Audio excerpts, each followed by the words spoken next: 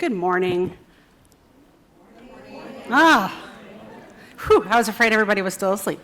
I'm Mairead. I'm the State Long-Term Care Ombudsman. I want to thank, we have DPH, DMHAS, DSS, individuals from a lot of the state agencies here to support our residential care homes, to make sure that you all have the information that's necessary for you to be able to successfully run a residential care home, but also look towards the future and what we can do to help expand this area of our long-term care continuum, because it is an essential component of our long-term care continuum.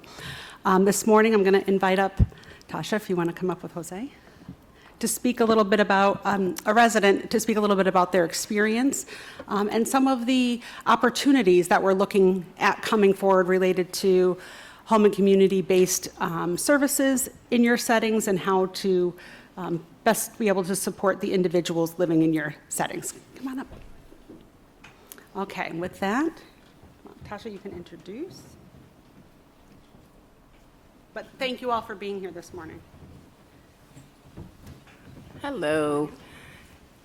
I want to introduce Jose Martinez, a resident of Manor on the Pines for the last 25 years. He can clear that up how long, but over 20 years. And he's going to talk about his experience and what living at the residential care home means to him.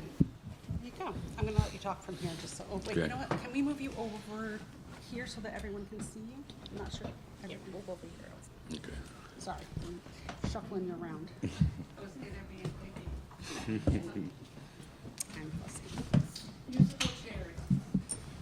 Oh, you're involved. Okay. That's always been fun, right? There you go. Good morning. My name is Jose Martinez. I was born in Puerto Rico, brought to New York City. Raised there till I was 12 years old. Moved to Waterbury, Connecticut. I'm 57 now. A little nervous. In the Bronx, as growing up, everybody knows it wasn't easy. The Bronx was the Bronx. A lot of hard times. I was able to learn how to express myself. These were the times when the hip-hop movement was being born there. I was sort of like a graffiti artist. Back then, it was considered a graffiti menace. That's when I got introduced to art, and that helped me. I got into that because it helped to get away from that zoo that is. Well, anyway, and so when I got started at a young age making money off of that, and that's when the friends, and you know how that goes with the drugs and the alcohol started as fun and stuff. So, that went on. I brought that along with me to Connecticut. Struggled a lot with that, and it got to the point where I lost my family and divorced, and I lost everything. Tried to work with it as a functioning alcoholic and things like that, but eventually that takes its toll, And I did get divorced in '92, and that hits hard. So then I used all of that, the drugs and the alcohol, to hide behind it. It gives you that false sense of security, which I soon found out. It's an illusion, And here in Waterbury, I was from jobs to jobs, still working, but barely, And one time it's just got very bad, because all of the running around takes its toll on your body, and of course I was out of control, and I ended up one day I was living in this, it's like a building for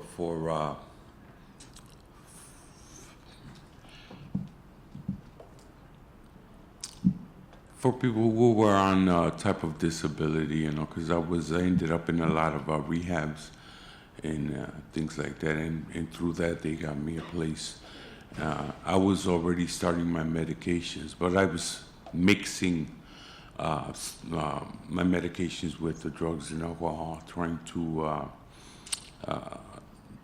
mask the feelings and stuff, which I found out later on that that's not a good idea, man. And I ended up laying on the street. I'm not sure if it was there in Brooklyn, a part of Waterbury.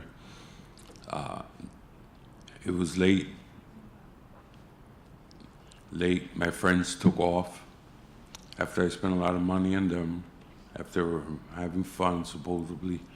But there was nobody around there to help at all.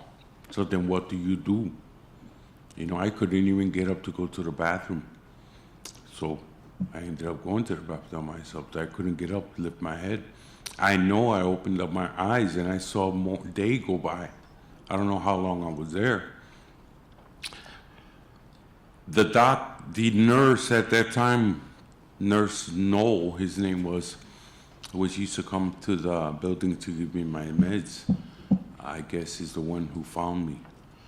You know, after, I remember was there laying there, finally saying, God help me, looking for some sort of help, you know, because I was raised in church, but, you know,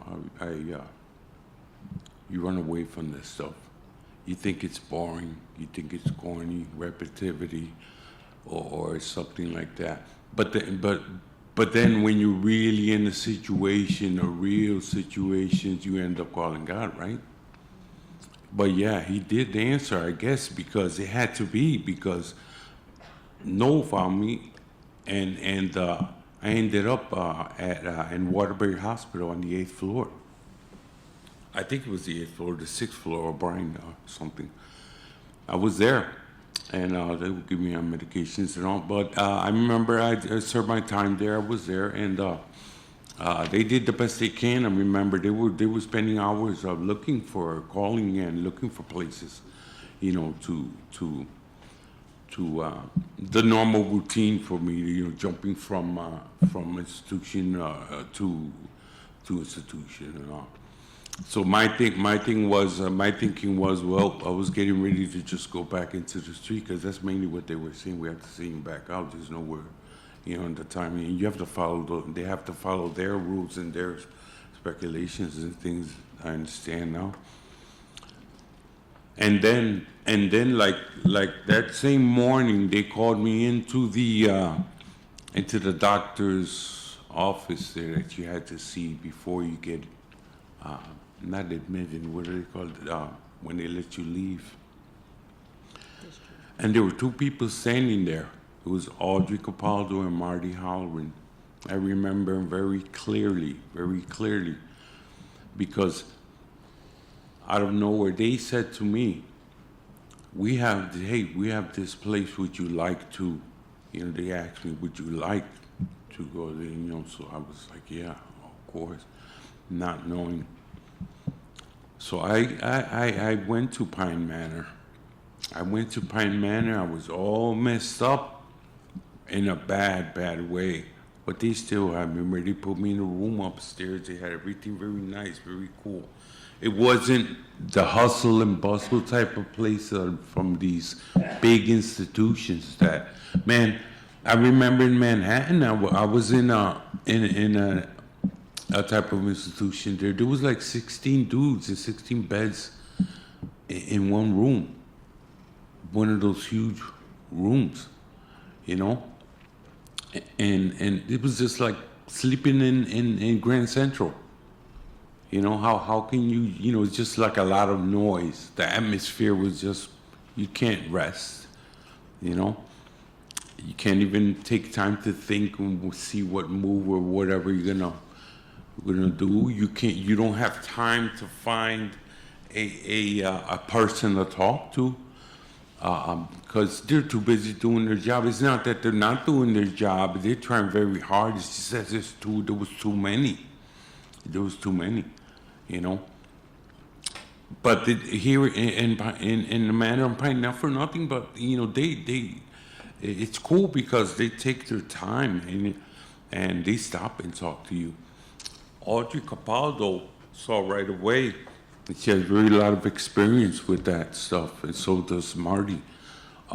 They sent me to Alcoholics Anonymous. As a matter of fact, I ended up in a room with a person that was going to the rooms.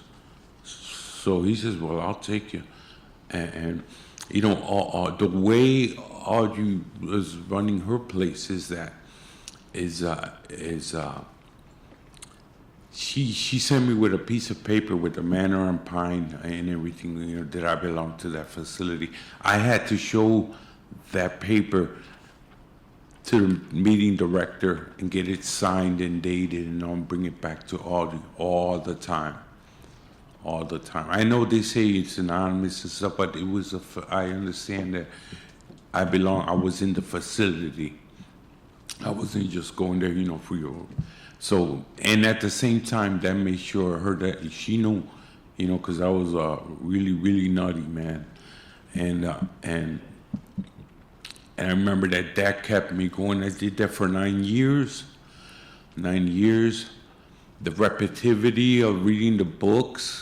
And also another thing, she, after a couple of years, she introduced me to, she says, well, there's this place downtown. It's called the Independence Center, run by MHC, Mental Health Connecticut. And I went down to MHC. MHC help you teach you redo things and stuff, because imagine 30 years, like you're in a fog, you're doing drugs and stuff, you're in this fog, you know, you don't pay attention to nothing, you forget how to do normal things that normal people do, you know, because all the attention and all the energy is to go out there and get that. And you know, you're spending all this time walking from town to town, you know, from hunting down for drug dealers and things and all, spending all that energy. So the way she explained it is, well, why don't you take even half of the energy that you spend doing all that wrong and trying to figure out all these things, if you could just spend all that in trying to make an effort to try to get something right. And the Independence Center helped in a way that they had programs to teach you how to do normal things. You know, there was one program that they invited me to was Mending Arts. They had this studio upstairs, and what Mending Arts did was bring Amy Smith was running a program called The Art of Well-Being, and she sat with every one of us, and her thing was to just sit down and scribble, just even if you're scribbling or whatever, or making a mess, what you were doing was taking whatever it was inside and putting it down on that paper. You know, you notice when people, when they had the regular phones with the cord, that you had to stay at the desk. And a lot of people, you notice, who are just doodling and talking. You ever do that? Isn't that a way of releasing something that kind of clears up a little way of your thinking pattern and stuff like that? It's something like that, you know, even if it was a scribble. Now, what happened with that was it takes and opens your mind a little bit. You kind of like focus a little more on that, and it's a form of finding your creativity, because we all have it. We all have it. We all have it. We were all created by a creator, therefore we all had it in us to create, don't we? So, and it takes a lot of forms. It takes a lot of forms. A mechanic, be a creator, makes him a good mechanic. You think when you have to think to find ways and create new tools or something. Anything that you're using now, your car, somebody drew it. Your house, somebody drew those patterns. You got to hire a draftsman.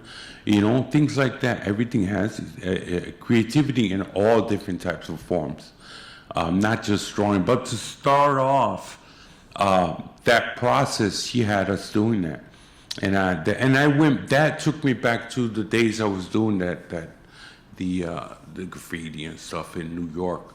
I just started drawing, and I was going to my AA classes. So she says, well, why don't you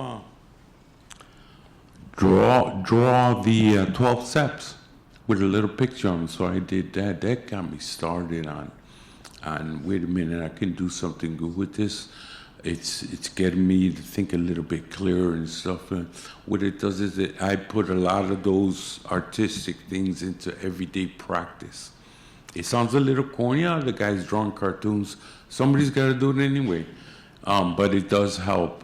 It does help. And so the things I learned at the IC and at home from these two incredible directors and owners that take their time out of all of the things they do, because everyone has their problems and their times. But you know what I noticed? I learned that these people they leave that, and when they come in the door, and when you talk to them, they'll give you the time you need. It's not easy because sometimes you're going berserk and stuff, and there's behaviors and things which I still work on every day,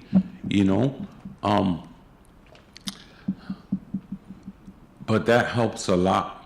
That helps a lot, and I learned a lot from them. At first, you're an addict. What they telling me what to do, this or that. But man, think about it. It's for a reason. It's for a reason. And if these people are taking their time to take 5 minutes out of their busy day, and all of the problems they have, you should listen. Maybe you should listen, and it does help. Now I run into all kinds of employees and people even in the street, but I think about it like this is like sifting. You can hear a lot of things. There's a lot of noise nowadays, but if you listen very well and you can pick at least one or two things out of a conversation that is good, that will work for you, then you keep that. The rest you can throw it away. Don't even bother trying to figure the whole thing out. That seems like it was a good fuel. Trying to be like they told me. Maybe if you spend half of the time and energy that you did doing wrong to try to get something right, it's a little effort, which does work. Maybe, and I understand that people have their processes and ways, and look at this guy, but I'm talking about me as a client and living in how it helps me to make it through the day. Not every day is good. Things always go on and stuff, but it's like I'm not where, let's put it this way, I'm not where I want to be yet, but I definitely am not where I was.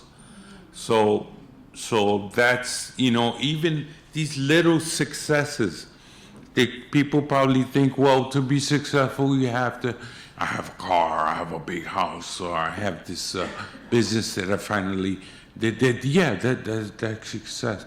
But the one I think about is these little things that I am learning again to get a grasp of that make me feel good.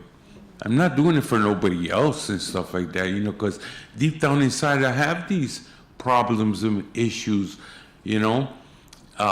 so it means a lot to me that I did a little something that may not seem like the other person might be like, oh, what is he happy about? That ain't nothing. That's cool. That's okay. But for me, it's a step in the right direction. And every day is a searching thing for that. Some days are harder than others, you know, and dealing with my own behaviors and things like that. But if I can focus and tune out a lot of things, I can think. I cannot do that in a big environment like a big institution. Those didn't work. I'm sorry. Those, you know, to me, as far as my thinking, I saw a lot of people get very. It was just, you know, it was just very difficult, because there were people that were trying to talk to counselors and trying to get help and stuff, but it just wasn't there because it was too much hustle and bustle. So they ended up back in the streets, you know. But what helped me, getting back to it, what helps me focus is the creativity, doing something, you know, putting my mind on something as corny as it may seem to somebody else or something, but anything to help focus and like, not tune out, not to say, oh, to be antisocial, to not be with the program or things like that, but to take a little time out of the whole busyness, you know, and how do you do that? Well, if you can, now the way the world is, especially, is probably important for me, I think, because there's so much going on. But imagine, you're not a machine. You cannot run the whole day trying to deal every single thing and stuff like that without taking a second to think, you know? You know, how can you make sense of something like if you're going down a block or driving down a block at 120 miles, you know, how can you know there was a Starbucks there? If you were going by so quick, you didn't even notice nothing. You know, and you're going on wasting gas, looking all over town for a Starbucks when you should have just took your time, slowed down, and check everything around you. You know what I'm saying? So it helps. My thing is smaller atmosphere is good. Programs. I think Tasha and the state of Connecticut for helping you in clearing up things and always being there. Also, taking all of, they're out there, all of these programs and communities and these and the owners of these places and all, putting that all together, you know, the things that work for you. I think it's not bad. It's not easy. It's not easy. It's not easy being breezy, is it? No, you know, but yeah, but that's just the thing. I thought drugs and alcohol were gonna fix everything. Why? It's easy to do that, man. You could go down the street and smoke or find something, and then all of a sudden you get the Superman juice in you know, and you think everything's cool, and you get the efforts. You get the efforts. Oh, I'll go to work tomorrow. I'll call in, and they ain't gonna say nothing. You get the efforts all the time, but then what happens after? You see, it's a temporary illusion. So I'd rather keep the course and use everything around me that's available. And I thank all of you guys for that run these places and stuff and give us that opportunity, you know. And when somebody takes the time to just try and offer you something to open up your mind and things like that, don't take it personal or anything. And I know I lived mad at who? I ended up, I was mad at myself, man. You know, so thank you. Thank you very much. Thank you, Jose. Thank you for sharing your story. Thank you for allowing us in to your last 25 years. We appreciate you. And now I'd like to present Gina Florenzino Florenzano, pardon me, licensed professional counselor from the Department of Mental Health and Addiction Services, and she will continue with our program. As Alicia said, I'm Gina Florenzano, and I am from the Department of Mental Health and Addiction Services, otherwise known as DMHAS, and I am the Director of Regional Services, as well as the SOTA, or State Opioid Treatment Authority for Connecticut. So thank you for showing. I think we have a great turnout today, lots of people. So I think we have a series of 4 trainings coming up over the next couple of months, and I'm really looking forward to also learning from the RCHs and really hearing about what you do to help support individuals on a daily basis so that they could have the best life that they have. So I'm here today to talk about what I am calling the whole person, and there will be a focus today on a discussion on substance use disorders, because they sometimes are a part of someone's stories, not always, but I think it's really important to have a great understanding of substance use disorders. I think we all may have ideas, we see things on the news, we read certain things. Individuals with substance use disorders are sometimes portrayed in certain ways in TV, movies, comics, many different avenues. So hopefully this time that we spend together today will kind of just, I'm looking at as level setting and making sure we're all speaking the same language when we talk about substance use disorders. And you may get to see me again at the last conference with, I think I'm going to be working with DPH, and we're going to kind of bookend this discussion. And before I move on, I just want to say, please, if you have any questions, please raise your hand, shout out, because I think part of this conversation is really to interact with one another. And I'll have a mic if people want to ask questions so everyone can hear. All right, now we're going to see if I can use technology. Let's see. All right, so DMHAS, who are we? What do we do? We use a lot of acronyms in the state, and probably you will hear me use a lot of acronyms today. So if I don't explain what it is before I say it, please correct me. So DMHAS, we are as I said, the Department of Mental Health and Addiction Services, and we are a healthcare agency whose mission is to promote the overall health and wellness of persons with behavioral health needs through an integrated network of holistic, comprehensive, effective, and efficient services. And we really strive to support and foster dignity, respect, and self-sufficiency in the individuals we serve. I'm not going to read you every piece of this, but I just wanted to highlight who we were, just in case folks don't know, and what our mission and vision is. And on the next slide, which I believe you will be getting these slides, which is why I'm not going to read to you throughout the whole time I'm up here. It also talks about our vision and our target population, which DMHAS works with adults, so individuals 18 and older. For those younger than 18, typically their services and supports come through the Department of Children and Families. All right, I want to just highlight some of our overarching principles.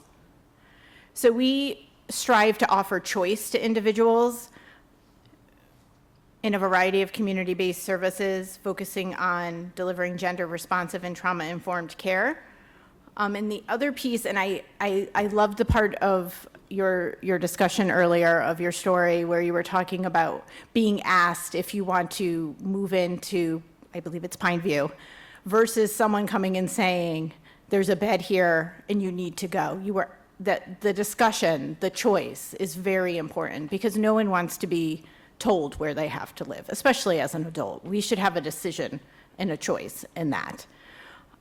There is a lot of collaboration within DMHAS with the other state partners such as DPH, who is here today, and many others, the Department of Social Services, the Department of Children and Families, because we are a lifespan, right? we don't just concentrate on services for those under 18, over 18. We need to really support the whole person and sometimes the whole family. We really focus on providing training both to our own internal staff as well as community partners and agencies that we fund. And we like to focus on personal strengths. So you will hear probably a lot of that from me today, because I think sometimes we tend to focus on individuals' weaknesses or barriers that they're facing versus the internal strength that they bring. And sometimes getting up and getting out of bed in the morning, that is a huge strength for many folks, and we don't look at those small steps that everyone is taking on a daily basis. And we really do work to destigmatize mental illness, substance use disorders, and many other areas in a person's life that they may be facing stigma. All right, so let's set the stage. So I'm looking at this as kind of like making sure we're all speaking the same language, that we understand various terms. So let's start with substance use disorder. So when I went to go find a definition, I went to SAMHSA, which is the Substance Use and Mental Health Service Administration. Once again, I'm sorry, another acronym. But SAMHSA defines a substance use disorder as a condition where a person is unable to control their use of alcohol or drugs, even though it causes problems in their lives. So sometimes individuals may not see themselves as having a substance use disorder, though there are problems being caused in their life. So we will get to that part of the discussion later on. And those substances can be either illicit or illegal, or sometimes we know that those substances could be legal. So it's very important to remember that individuals can have a substance use disorder for legal substances such as alcohol, now in the state of Connecticut, cannabis, and sometimes prescription medications. And the impact of prolonged substance use does change the brain. So I think sometimes we just assume, well, if they want to stop, they can. Well, there is a change in the brain chemistry. Now, I am not a medical professional, so I will say that, so I can't get so much into the exact neurotransmitters and all the changes, but it does. Your brain changes. Not only do your brain chemistry change, but sometimes your body changes and you need more of a certain substance than you did maybe when you first started using that substance. So there is a physiological change within your body. And as I said, I think we need to remember that there are individuals with substance use disorders who are not necessarily using illicit substances or illegal substances. And sometimes we tend to downplay that particular piece. All right. So some of the factors to identify a substance use disorder, like I said, individuals may need to use more of that substance to get the same effect, AKA a lot of us will use the word high, right? So they have to continue to use, and then they need to use more.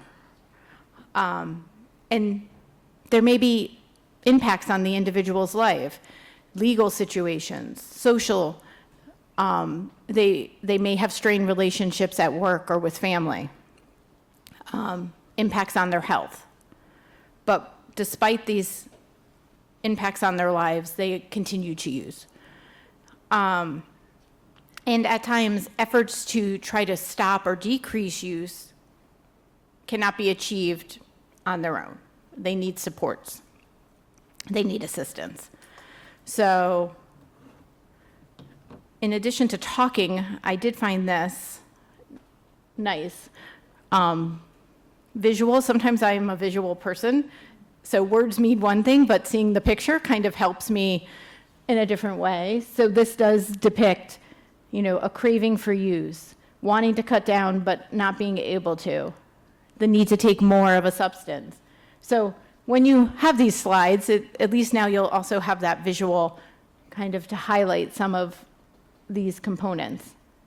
So that is my visual on SUD.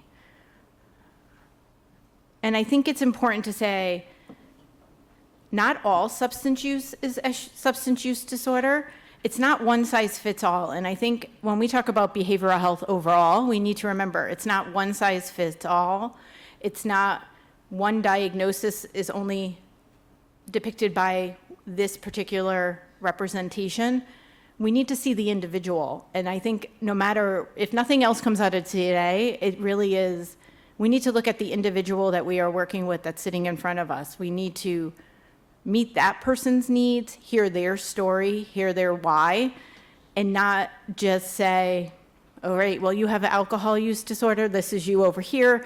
You have an opioid use disorder, this is you. You have bipolar disorder, this is you. And I think we also need to think of, it's an individual with. It's not that they have, right? I think it's just sometimes the words we're using and how we say something means a lot. So I think we just need to remember, like I said, it's not one size fits all. Not everyone who uses a substance automatically means that individual has a substance use disorder. I think it's also important to know an individual may use more than one substance, and they may have more problematic use with one substance. It doesn't necessarily mean they have a problematic use pattern with all. All right. So just when we're talking about substance use disorder, here are some of the, I'm sure, right, different substances that can be abused. Stimulants, which would be more of your cocaine, crack cocaine. Some people abuse Adderall, Ritalin, and those medications that are prescribed for ADHD. Then we have alcohol. Cannabis, we know, can be problematic. We know it's legal, but it still can have problematic use. Opioids, and opioids can, really illicit or prescribed. So, and I think we also just need to be mindful there are a lot of synthetic opioids out there right now, which are pretty scary, such as we hear a lot about fentanyl. There's another really popular synthetic opioid called xylazine, which is extremely scary right now. And then we have things such as our sedatives, which are many medications, including the class of medications of benzodiazepines. And while we know there is a use for many individuals to have a prescription for a benzodiazepine, when and if someone develops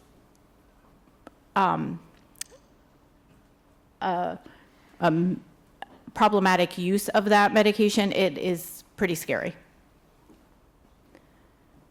All right, then we have, how do we define mental illness? Now, I will say there will be, I believe at our next training in April, there'll be a much more detailed overview of mental illness, but I just want to highlight. So according to our friend SAMHSA, mental illness is defined as disorders that impact the individual's thinking, mood, or behavior. And then a serious mental illness, which back in the day we talked a lot about SMI or SPMI, is defined as mental illness that impacts an individual's day-to-day functioning. And I want to say, and I said this already, and I probably will be the broken record, a diagnosis is a diagnosis, it's not the person. And so we really need to remember that. Because we wouldn't say, I'm going to look at Megan back there and say, well, you are diabetes or some medical condition she has. We don't really do that in the medical world. So why would we do it in the behavioral health world? And I want to stress, individuals with mental health diagnoses have productive and enjoyable lives. And I think sometimes we just have this picture in our head of who has a mental illness. And it could be your doctor, your lawyer, the principal at your child's school. You just don't know. So that brings me to what the other piece we wanted to highlight is that many individuals, not all, have what we call co-occurring disorders, where they have a combination of a substance use disorder and a mental health diagnosis. And this is just like the person's, this is who they are. So I think we need to remember that we need to treat the whole person. And we can't really help support an individual's recovery journey for substance use disorder if they're still struggling with their mental health diagnosis.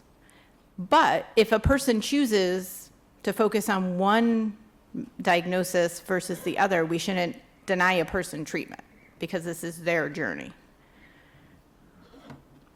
All right. And then once again, I have a little takeaway regarding some statistics on co-occurring disorders. So of the 20.3 million adults diagnosed with a substance use disorder, 37.9% also was diagnosed with a mental illness. That's a lot of people. So looking at the whole person is really, really important. And we also know that there's a lot of stigma. So we have to assume some folks may not feel safe to actually share all that they may or may not be bringing with them or struggling with at a time. All right, so recovery. I think we need to remember that recovery is a journey. It's not a destination. And I will go back to my friend Samsa. And this, this is an updated definition of recovery from SAMHSA, and it is, recovery is a process of change through which individuals improve their health and wellness, live self-directed lives, and strive to reach their full potential.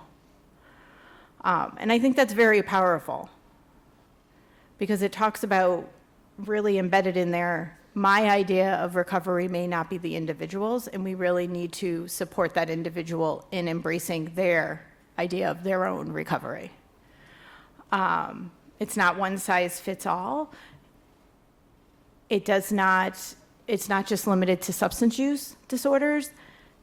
And I think it's important to know that it's not necessarily just defined by, for an individual with a substance use disorder, whether or not they're currently using a substance.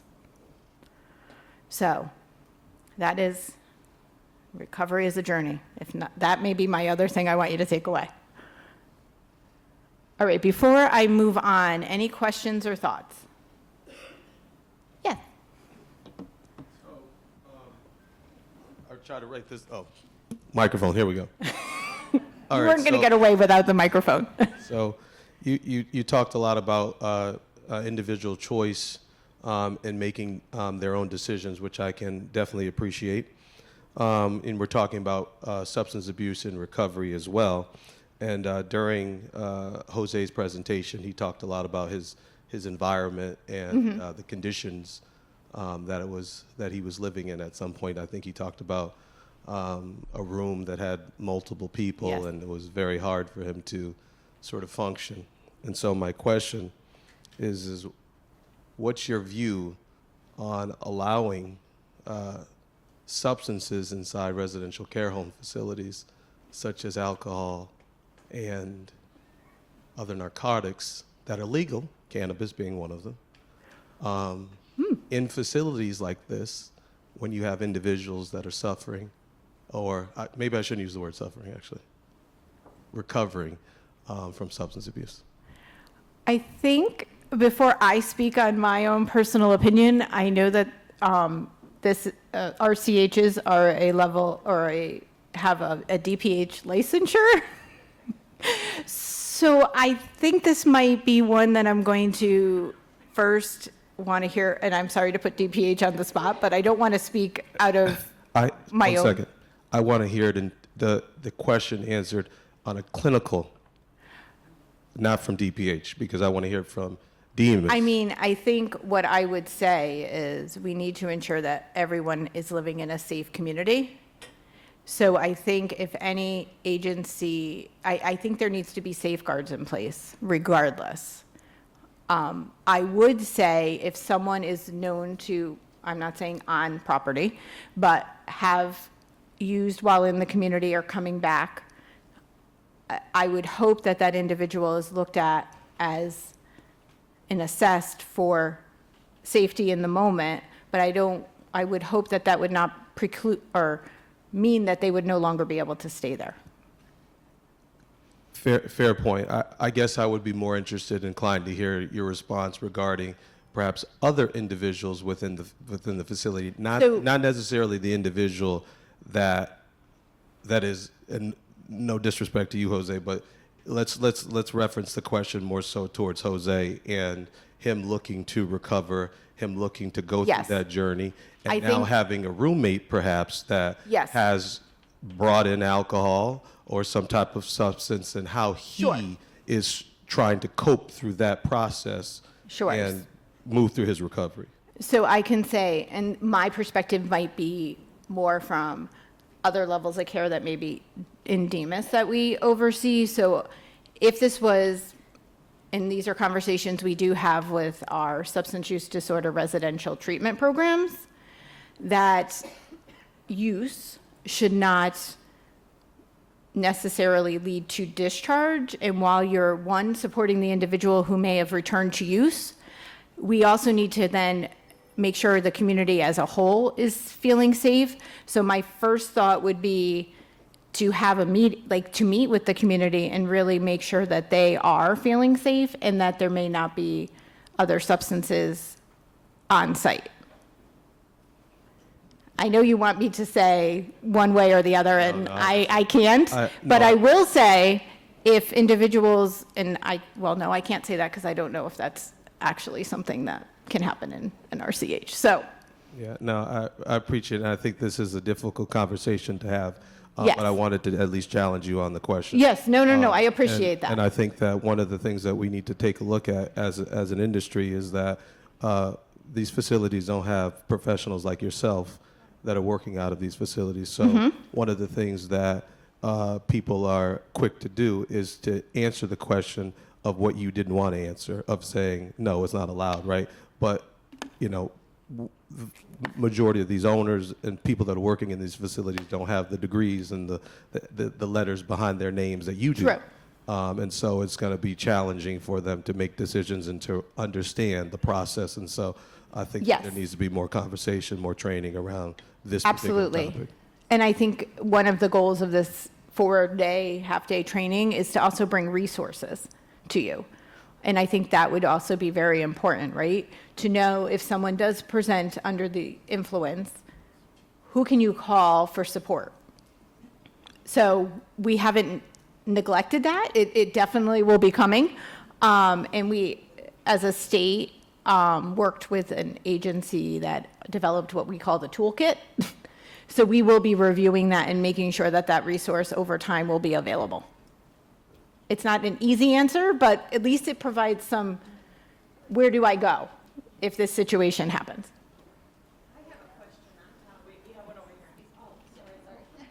Can we enlist DMHAS help with certain clients that do pose a disruption within the house because of their substance use? So I think I think I would want to make sure that the individual does, if they are open to services, have options of having substance use treatment or mental health treatment in the community in which they are living. Yes. I wouldn't say necessarily it would be DMHAS, but there are community providers across the state that might be able to assist. And what if they don't agree with that? So treatment is choice. So we cannot force anyone into treatment unless there's a court order. So my question was, if you have a private RCH and you want to have a dry RCH, and you have that set up legally before they go in, is there a legal process that we can have them sign that there's no using in the RCH? And if they do, that's the contention that they would have to leave? I can't speak to that, but I think I have someone right here with the blue vest on. Hi, so I'm Mairead, and Derek, good question. This comes up all the time, and I feel like you guys ask these questions all the time. What I'll say is people do not lose their civil rights because they move into a residential care home, right? They don't lose the same rights that you or I have. If they're 21, they're able to drink. They can't come back and think about your neighbor. If your neighbor came home and was out of control or totally disruptive in your condo, or apartments, whatever, a college dorm, you deal with the action that the person is having if they're a risk at that point. Going out to dinner, drinking, or going out to happy hour and drinking and coming home, that's not the risk, right? We may think it's not a good idea for this person at all. It might be a really bad idea. But if they come home and, they say, all right, yeah, I went out, and they go to bed, that's different than coming and being, if they're violent or out of control, that's separate.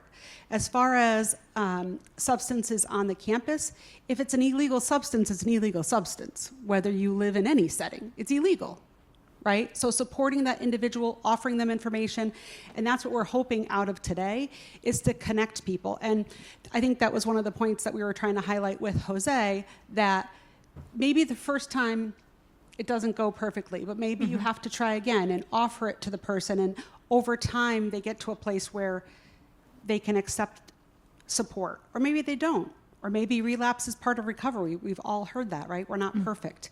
So I think those are the points that we're trying to hit and make sure that you guys understand all of the resources. And then as we move along in this process, you're going to hear more about the waivers and how the waivers can support, if you're one of the home and community-based settings, RCHs, how those waivers can help you support, and you can make those calls that we're talking about today for support. Well, we have a question here and then one in the back, I think. Is it on? Okay. Yes. I'm kind of piggybacking off of these two here. yeah. First, so like they were saying, like if someone is constantly like disrupting the community with the abuse, we can't discharge them because of that, is what you're saying, right? Or I'm not saying anything about that. I'm just wondering, like, what do we have a leg to stand on to discharge them if they're constantly disrupting? I mean, from my perspective, it would be first, and then I'll let you speak, Mairead, really trying to engage that person in a discussion about whether or not supports would be helpful. Right. What is helping them? That would be my perspective. And then in terms of the ability for that person to be asked to leave the RCH. So if you have offered a resident many times to have different treatments, and the VNA nurses have interacted with them, and maybe, different community agencies that they're dealing with as well, and that person just refuses, but continues to be a disruption of the community, can we discharge them because of that? Because it affects, when it starts to affect not just one, but half of the building on many levels, and you can't, they're not feeling safe, what do we do? So Everyone has the right to live in a safe environment, right? So if it's not safe, that's the threshold. What is safe, right? Is if there's a danger to other residents, you do have tools. If it's an emergency, someone is violent, very out of control, I'm hoping that you're calling the authorities, getting support, and having that person be assessed for what supports they need, right? So that would be the first thing, making sure that in an emergency, your environment is safe and that the residents are supported. Second of all, if it's an ongoing issue, it depends. You can have someone who's very annoying, right? If my kids are really annoying, I can't just tell them to get out of the house. Right. There has to be a certain threshold as to what the issues are. If someone is continuing to use something, but they're not having behaviors and they're not taking it out in the building, that might be a different threshold than someone who's coming back and being disruptive to the point where it endangers others. Then I would say print out the handbook for residential care homes. It's on our website. Give it to the resident. Make yourself familiar with it, because it goes over the reasons why someone can be involuntarily discharged. There is a process for that, because we don't want people being unsafe in the environments they live in, but you have to follow a process. It's a process because it's someone's home. right? We Right. can't just take away someone's home. So that's what I would say, because every instance is going to be different. What supports were given, what you could do, did you follow the process? And sometimes it's just process why it gets denied, not that the issue isn't there. So I would say follow that process, and there are mechanisms there for certain levels of support needed. Okay. So I'm sorry, my other question, piggybacking off of her, was, so can you change your policy to make it that you don't allow alcohol, even though it's, they're able to get, can you change your policy in the RCH? No, we would not support that because that's someone's right, right, as an adult. I totally honor and get where you guys are trying to assist individuals and ensure that your environment offers them support. What I would say is, if you're a community, if you're a household, that maybe needs to be a discussion with the household, not targeting a person and saying, putting them in the circle, but having a conversation, talking about why there's certain concerns, what that looks like. I'm looking to DPH. I don't know that there's any way. Patient rights just, trumps everything, and then it's a balance with patient rights and safety. Right. So I'm looking at Ray here because these are you think that you guys have questions? You don't know what happens when one of you calls us and the back and forth that happens. So I'm going to take smoking. Smoking is not illegal, right? People can smoke. If you smoke inside an RCH, that is a danger to self and others. We never want to see a fire in an environment where we have a lot of people who live where egress might be an issue, right? I don't want to see residents, staff, anyone lose their life. So I also would have that guy over there show up and say, fire safety trumps. It does. So that's a different thing, right? It's not alcohol. It's a cigarette. Anybody could smoke. But if you're smoking in a way that endangers another resident, that's the difference. So I hope that sort of clears that up a little bit. Kind of. I just want to check in real quick. How much more do you have, Gina? And then we'll come back to questions. Okay, cool. I was going to say, okay. So I think this is really good conversation because folks are really trying to understand the limitations and expectations. So, right, we're talking expectations and limitations and really finding the balance. But I also think it goes back to, we're talking about adults who have choices. So, all right. So, what we know.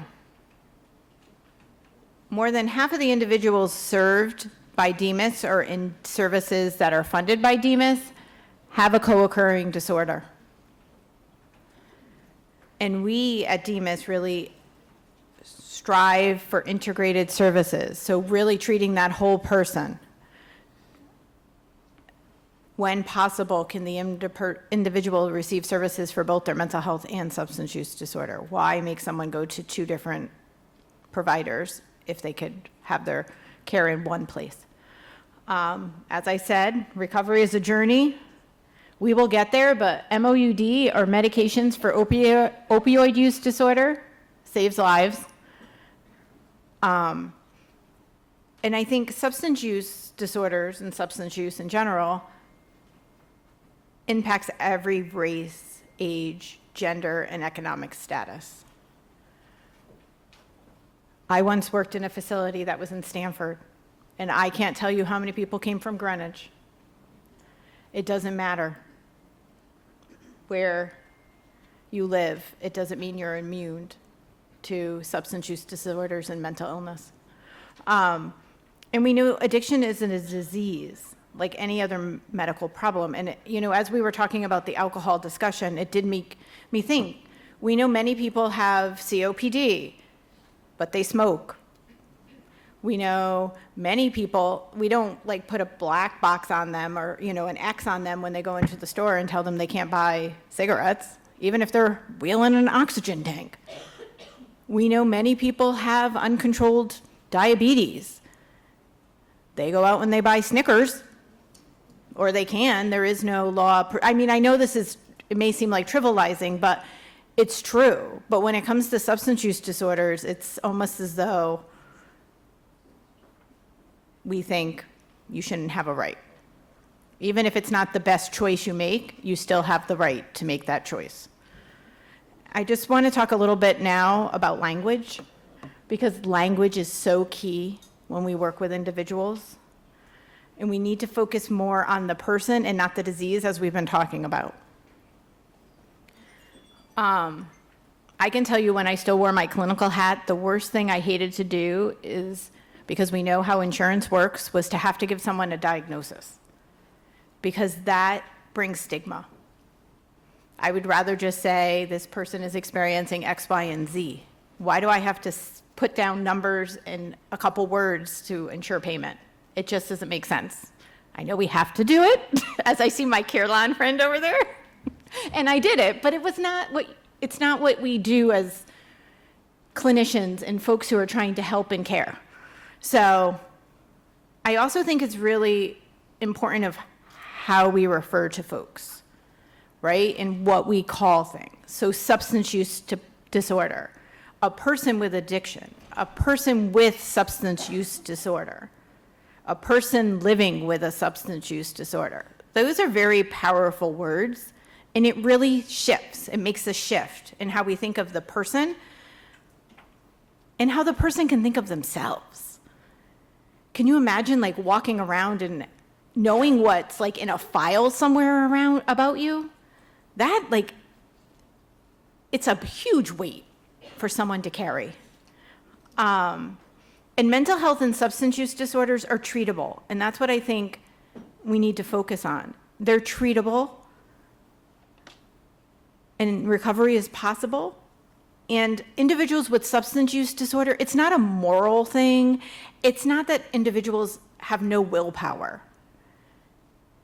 There is more to it. It's very easy for us to pass a judgment on someone versus to understand the why. And I remember many years ago, I was at a program and I was like reading through a chart, and I was like, why, like reading the individual's story, that what struck me was, why not? Like if I walked in her shoes, I can't imagine that I wouldn't have possibly made the same choices. Like her history, like we don't think about all the pieces that bring someone in their journey to even seeking services. And recovery is not linear.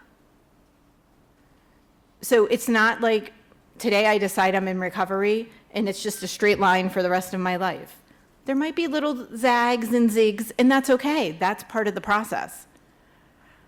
And we're not going to talk too much about this today, but as an entity, DMHAS is really embracing harm reduction for individuals, because abstinence may not be everyone's choice. And it's a choice. And medication is key for many individuals with a substance use disorder. And like I use my Snickers analogy, we would never say to someone, you can no longer have your insulin because you've been eating cake and dessert and drinking regular soda. So why are we making a judgment on someone who needs a medication for a medical condition for their substance use disorder? So that's language. Language is key. And we have to think, and I know in the work that you do as RCHs, there most likely isn't a lot of clinical documentation, but for folks in the clinical world, sometimes what we put in a chart then leaves your entity and goes so many other places. And that creates an image of an individual that may not truly reflect who they are. It's a point in time. And sometimes we as clinical folks need to check our own selves to make sure we're not putting our own judgment and bias in that document. All right, so stigma is huge. And we're all human, right? We all have thoughts, we all have our own histories, and some of the times that plays into how we think and perceive things. All I'm asking is that we kind of be aware of stigma and our preconceived thoughts and stereotypes, especially about individuals with substance use disorder and mental illness. And like I said, We see it all the time on TV, in movies, on the news, in the newspaper. But that isn't always the face of an individual with a substance use disorder. Who could be the person that you work with? Who could be, I don't know, your doctor, like I said. When I was working in programs, you know, there were mailmen, there were lawyers, paralegals. It doesn't, just because someone has a substance use disorder does not mean that they're not working, that they don't have a place to live, and that, you know, they're wandering the streets every day. That is not the reality. And stigma really has such a negative impact on individuals, and that's what we need to remember. So individuals may not seek treatment because of that fear of being judged or looked down upon.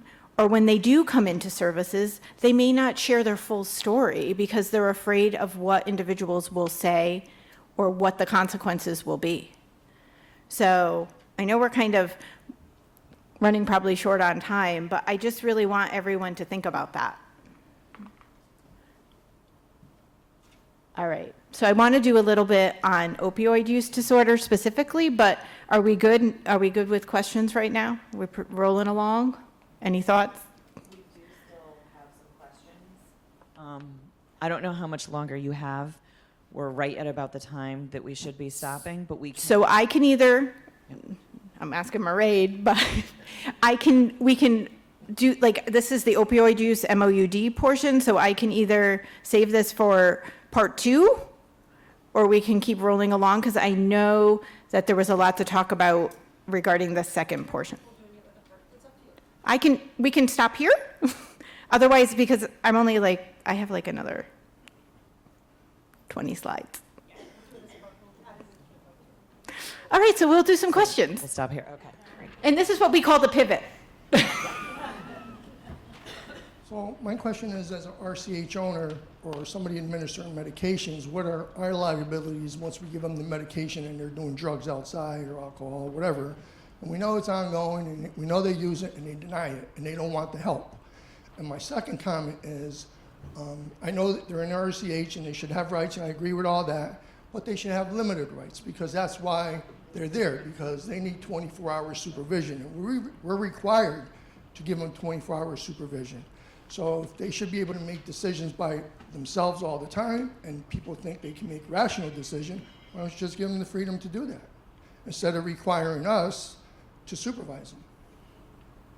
So I definitely don't want to speak to med administration, because once again, that's not my hat. I'm not picking any administration, I'm just But- saying that we but- get these mixed signals here. So you provide, you store and individuals self-administer medication while they're at the RCH, correct? Right. Is that the process? Yeah. But you're concerned because someone may be on a medication, but they're using a substance. Right. So, I mean, I think that is a very, They don't want help. So then they're coming back, getting their pain med, or whatever they're getting. And then when they OD, who's responsible? Or when they die, who's responsible? You really wanted to give the questions today, didn't you? So, these are tough questions. that's why we're doing this, right? This is exactly why we're doing this, okay? So, you're not administering the meds, you're supporting the person in their ability to take the medication. That's why we go to the court. But they're not making decisions related to them, right? You're giving them the medication. The person should know what they're taking, and I'm looking at They want that DPH. extra med, Marie. They want that extra med. I'm not going to talk about giving it and the process of giving that. I'm going to leave to these guys. But if the person comes back, in my opinion, if someone's living in that setting, right, they are the decision maker. As far as the medications, when they can give them, what they don't do and don't do, that is DPH. But in my opinion, if someone is in an RCH, they should have some knowledge about that. And you can't keep them from something, but I also understand in you wanting to protect them and having that conversation. I think it starts well before that. I think people, to the point we just made, are shamed. They don't want to say anything. What if we supported them before they went out and said, if you use and you come back, let us know. You're not going to be in trouble. We just want to make sure that you're appropriately supported and you have your needs met. Safety planning. If when you're out you get into trouble, here's a card, like a laminated card of places they can call, a way to get a ride, peer support, those types of things, because that feels different. You're not shaming them into hiding things. Where asking can they have a conversation with their doctor about it? Right. Right? If you're continuing to use other substances, we understand that, but there may be some interaction with your medication. Have you had a conversation with your doctor about that? Well, number one, they're in denial that they're using, or they're not admitting it. Okay, even number two, you brought up the example of insulin. Well, there's usually parameters on insulin, and it's telling you if the blood sugar is over 100 and something, or below something, don't give them the insulin. We don't have any parameters on drug use. They can use unlimited drug use, and we don't know. True. Unless they're going to sit there and tell us when they come back, yeah, I just did some whatever. But they're not, if they're using drugs, they want the drug. They're not going to deny the drug if you're giving them pain medication or if they have a PRN med. I mean, from my perspective, and that's part two, I think it really does behoove a conversation with the individual or their support system or whoever's their support, really about possibly medication to meet that need. I would just reinforce from a DPH perspective, safety is first. You can't control what somebody does when they leave. They're on an LOA. They have the right to go out. And if they're coming back totally obtunded, then your responsibility is, do you need to call 911? Seriously, if you need to call 911 because they're falling all over the place and you're afraid they're overdosed, then that's your responsibility to do that. Or put a call out to the doctor, but I know you have to collaborate with the resident as well. It's very tricky. Oftentimes in Waterbury, I represent the town to RCs in Waterbury, and we do have a lot of... My name is Jane. I represent Elton, RCH. We do have residents who go out to the community and do come back occasionally intoxicated and might be under the influence. If they are disruptive to the community, we do often, we do try to have a conversation with them. Otherwise, we do often call crisis, and the crisis team often come in, with multiple, clinicians, and they do try to help the facility staff because they do know that we're not trained, clinicians. Nobody has, an LCSW after their names, so we do often rely on the crisis team to help us, with the communication and getting them, to the hospitals. One other thing, as it's to a previous comment that Mary had made a point about what, as a facility, what we're trying to, at the moment, we're trying to get contracts with other community partners to provide services in the facilities, such as like Harvest Healthcare is a community that we're right now, I'm in the process of signing a contract with them to bring in clinicians on site so they can provide group therapies, mental health services, and addiction services. So, I come from the nursing home world. I just recently made a switch to the RCH. In the nursing home world, we do have the RNs who would do the RN assessment, do the neuro assessment, and make sure if they have come intoxicated, we wouldn't provide them the medications that, but in RCH, you're right. We don't have that kind of training or personnel. To my understanding, we're limited to the scope of just administering the medications based on the doctor's orders. If somebody is, belligerent, they're being disruptive to the community, that you clearly feel like they are under the influence, then I would, like you said, I would, rely on calling the crisis or, call 911 if there's a safety threat. Thank you. I don't have a question, more so a comment. And I'm new to the industry. I've only been in it for 5 years, but I've come from the mental health field for 15 years. And the only concern that I have of being someone new in this industry is the likelihood of this process continuing, because I have a feeling that people are going to be very restrictive in regards to the people that they start admitting to the facilities. And as we want to provide perhaps services for the individuals with these particular whatever have you, they're going to start to become limited resources to them, because as you start to admit individuals to your facility, you may start to look and saying, well, do I want to have this particular person at my facility? And I think that as a conversation here, we kind of all want to I usually use the term play nice in the sandbox kind of thing. I love that term. and I think that there just needs to be more direction in terms of like where are we headed, what's the likelihood of this, because I think you're going to end up start to see perhaps more closures of facilities. You're going to start to see facilities be limited on the folks that they're going to admit, which would cause issues with resources for facilities. And that's not really what you want to do, because you want to play nice in the sandbox, so kind of figuring out a system. And the one thing, and I'm not trying to point blame or anything on anybody here, but I just sitting here observing this, and let's imagine if we all worked for the same company, not different companies. The leadership here is really poor if we really think about, and I'm not pointing blame to anybody, trust me, so don't clap at that one.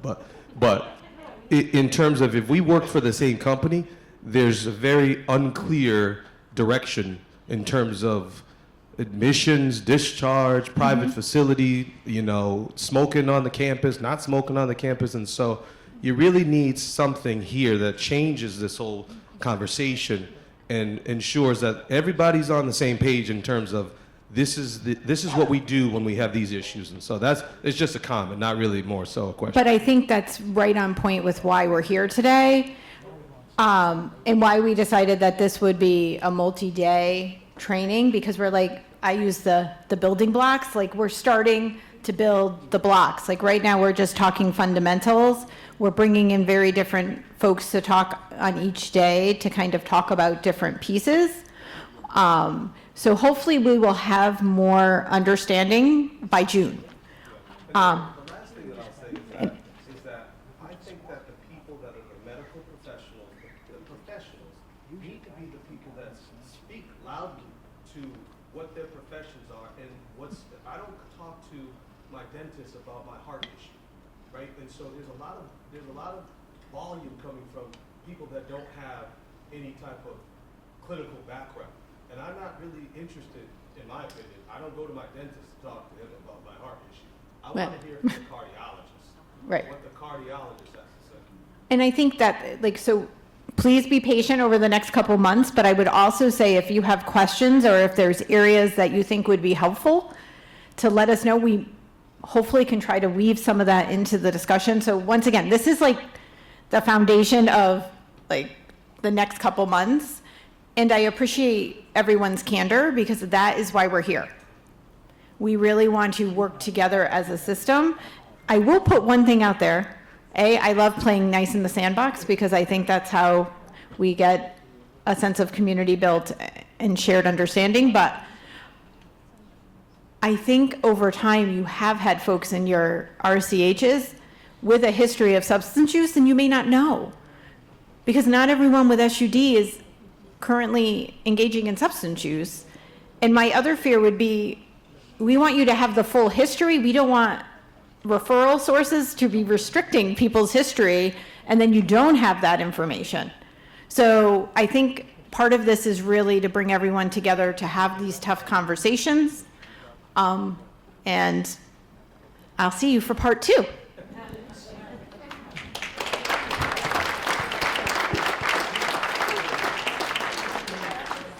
Okay, thank you. To your comment to that, I do want to just highlight that. The other thing we need to remember is these are not medical models, right? You also don't have your cardiologist show up at your house or your place of work. RCHs are an incredibly different model, right? It is a home. It is not a nursing home. Right? It is not a medical model. I understand that, but the way the rules are written, right? So there hasn't been a lot of support. I get it. We've heard you guys. That's why we've are doing this. That's why there was funding given from CMS to be able to give out this information and to have these conferences and to redo the booklet and all of those things, because it's been acknowledged. There are gaps in the way that RCHs were developed years ago and where they have landed now. Look very, very different. They support different people, and not all of the rules work perfectly. I don't think they all work perfectly. It's hard. But we need to get there. And I can't change what the rules are and what people's rights are, right? I don't have a magic wand. I cannot change that. They're given, it's what they are. And we have a lot of conversations around this, just trying to figure that piece out, because it isn't easy. So we're gonna break. I have to say, I'm sorry, I know, Cal. I think there needs to be a vibe shift, like the kids say today. So there's a difference between the rules and the spirit of the rules. It's on. Don't touch it, don't touch it. Hello? Yes. There's got to be a difference of the rules and the spirit of the rules. So I want to, so Jose's story is very inspirational, and I have 5 Joses at my facility. I wish I could have 33 of them. Volunteer, live their best life, all of that. How do I protect Jose?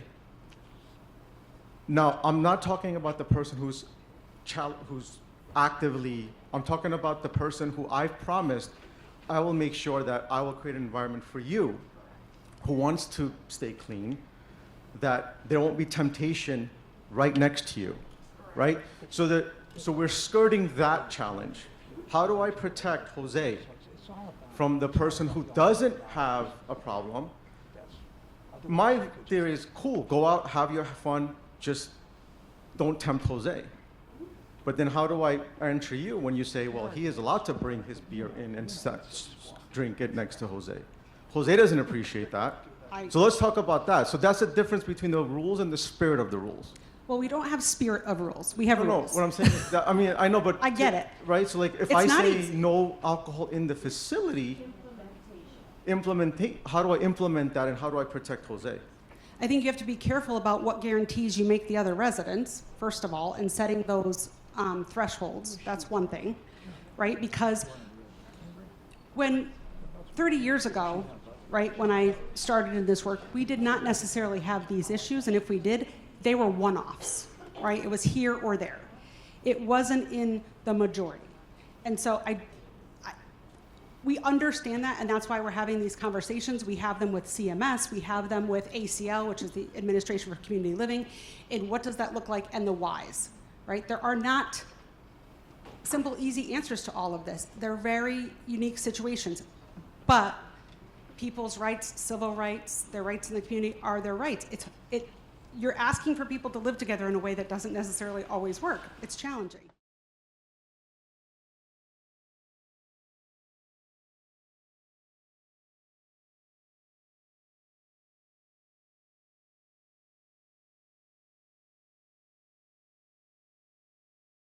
In Connecticut, there's a total of 96 licensed RCHs in Connecticut.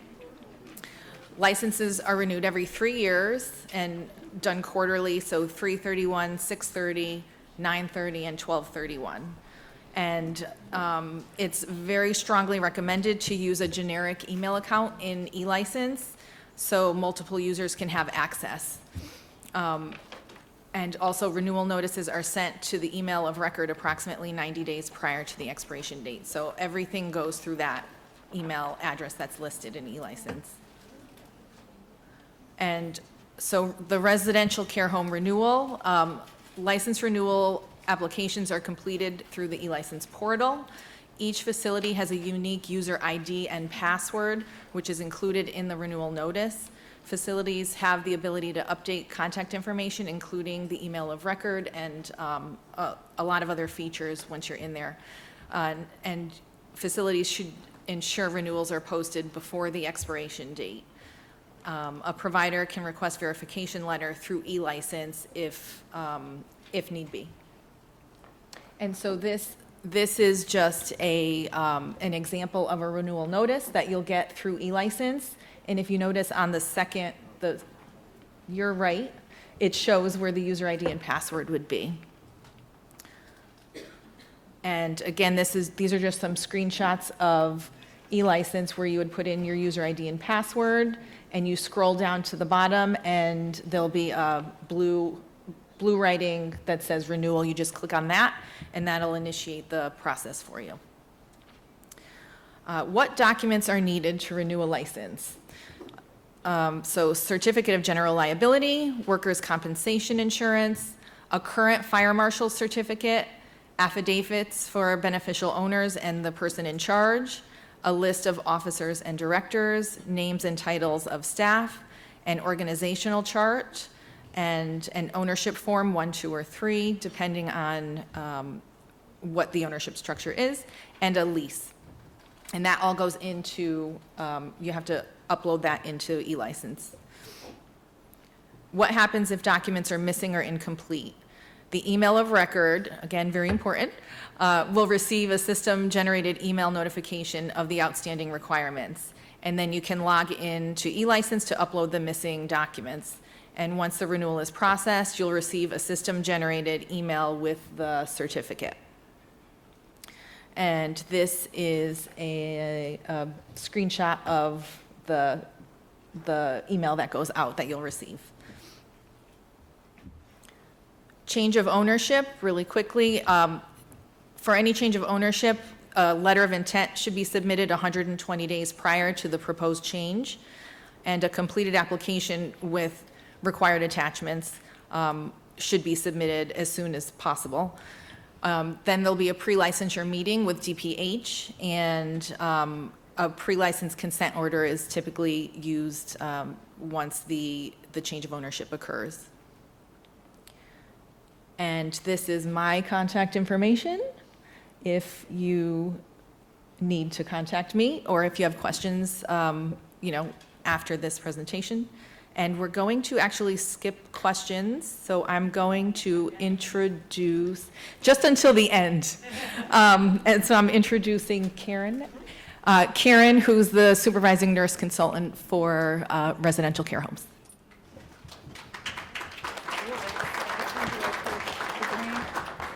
Green lets me go. Good morning, everyone. Some of you know me. You've met me in person, and some of you have just spoken with me over the phone, so here I am. We're going to do just basically survey preparedness. A couple of years ago, we had handed out and sent out documents of like what we need when we come in to do your inspection, so that you could put everything and have a book together. And then we also provide the documents that what we look for from the public health code, whether or not you've met the requirements or you have not met the requirements. I know it's every 3 years and it's a long time to keep a book going, but if you know you're up for licensure, get it going. And especially if you're ready for now, like the second quarter that your license is going to expire in June, you would want to get it ready now, because we could come in anywhere between April 1st and June 30th. All right, so this is basically what, I should put my glasses on. So basically what we look for is like a list of the residents and their room numbers.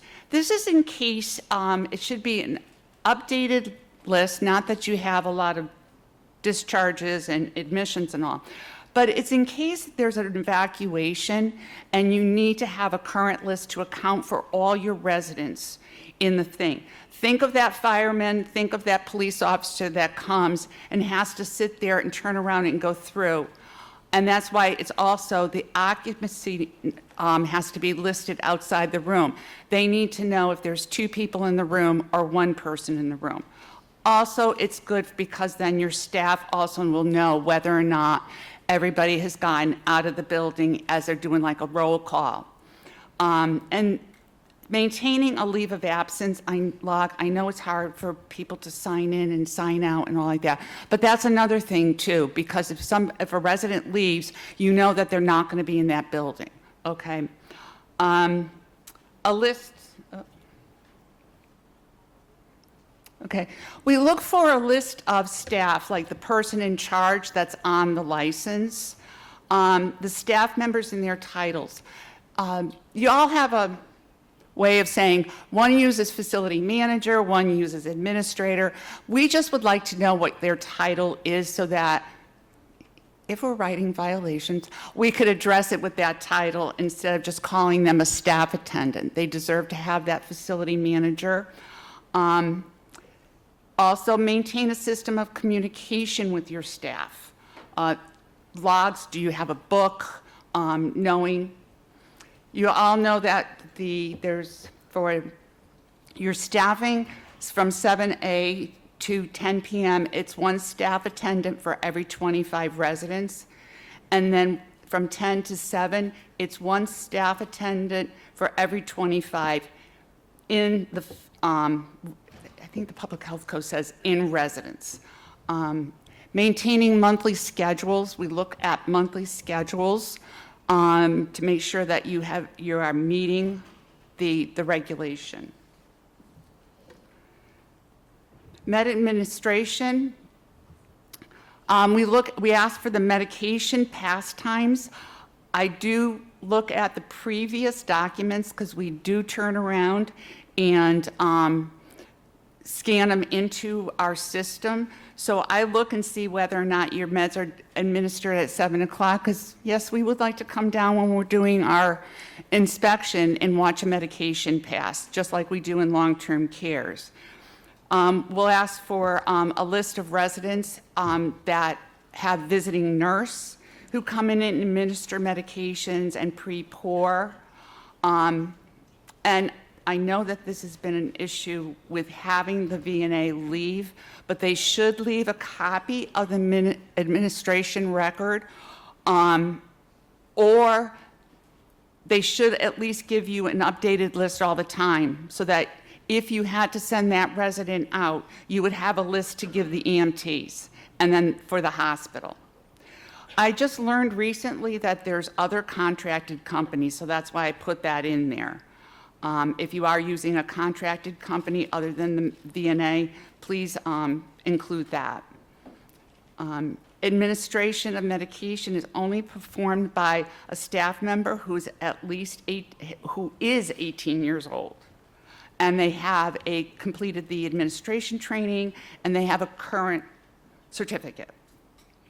We also say that you need to formulate policies and procedures on the administration of medication. Consider that new hire, that they need to reference what the policy is for administering, what times, what to do if there's a medication error.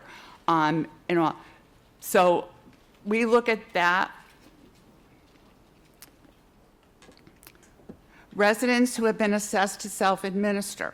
Residents do have the right, and it is in the regulation that says that they can administer their own medications and that the staff can assist them to open the bottles and all.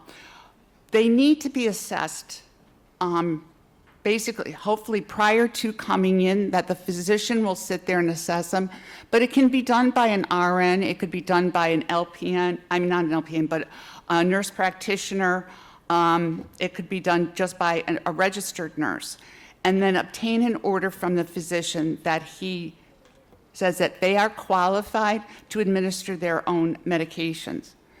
Should that resident want to administer their own medications and want to keep their medications in the room, you need to make sure that you provide a locked box for them. We also ask and look at if staff are unfamiliar with a medication, what's their reference? Most of them turn around and tell me, well, we call the pharmacy and ask them, or we Google it. So we just ask that kind of question. We want to know if they have the resources out there. We look for narcotic count between shifts. We're also looking at maintaining an accurate medication administration record. We want to make sure that it's initialed, signed off. If it's given, they're giving a PRN on the back, the time, the date, what medication it was, the effect of the medication, and the reason why. Tylenol for a headache. Was it effective? And to report the medication errors in our new FLIS portal. There's The definition and the definition of the significant medication error, I'm not going to read that to you. It's in the Public Health Code. So our next topic is house rules.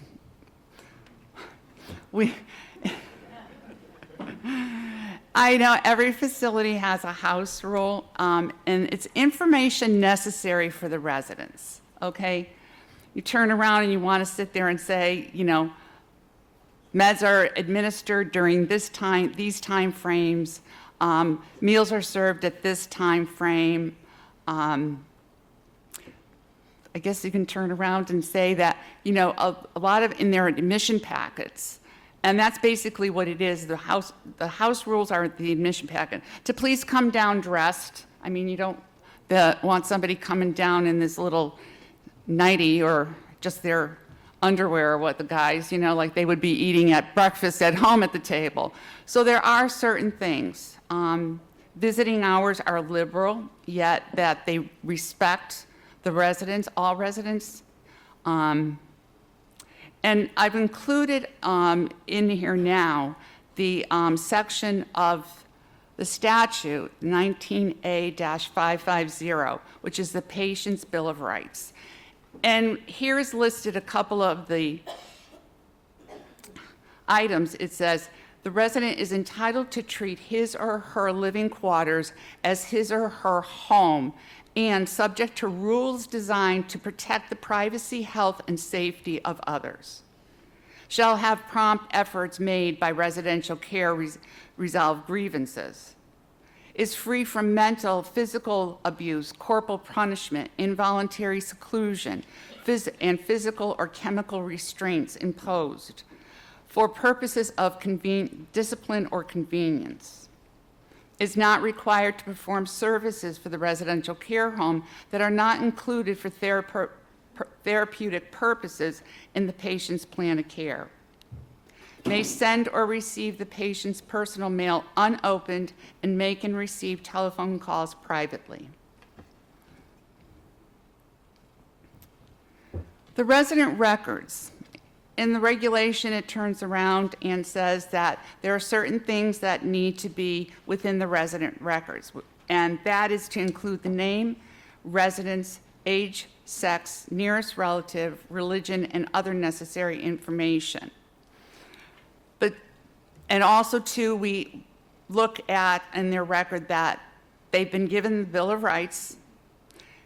They've also consented to the administration of medication, and they've also received a copy of your facility house rules. So you should have consent forms for each one of them that they've signed when they're admitted. One of the things, too, is saying add additional information, like their primary care physician, if they have a dentist, do they have a cardiologist? Also, their diagnosis, allergies. Think of that new hire that comes in and needs to get to know that resident, okay? All that information should be readily available to them, even to the point of establishing a care plan for them to say that they need assistance maybe with being timed to help them go to the bathroom, okay? Some may need assistance with taking their shower. So think of that new hire, and think if the person changes. I mean, somebody might now, who was admitted, be able to take a shower by themselves and now needs assistance for somebody to be in there. So all your staff will need to know that, so they have a reference of where to go. Resident funds, signed consent if the facility is going to manage their funds, okay? Form of receipt and disbursement. Okay, this is also a protection for you. Resident comes in, says, I want to take $25 out of my account, okay?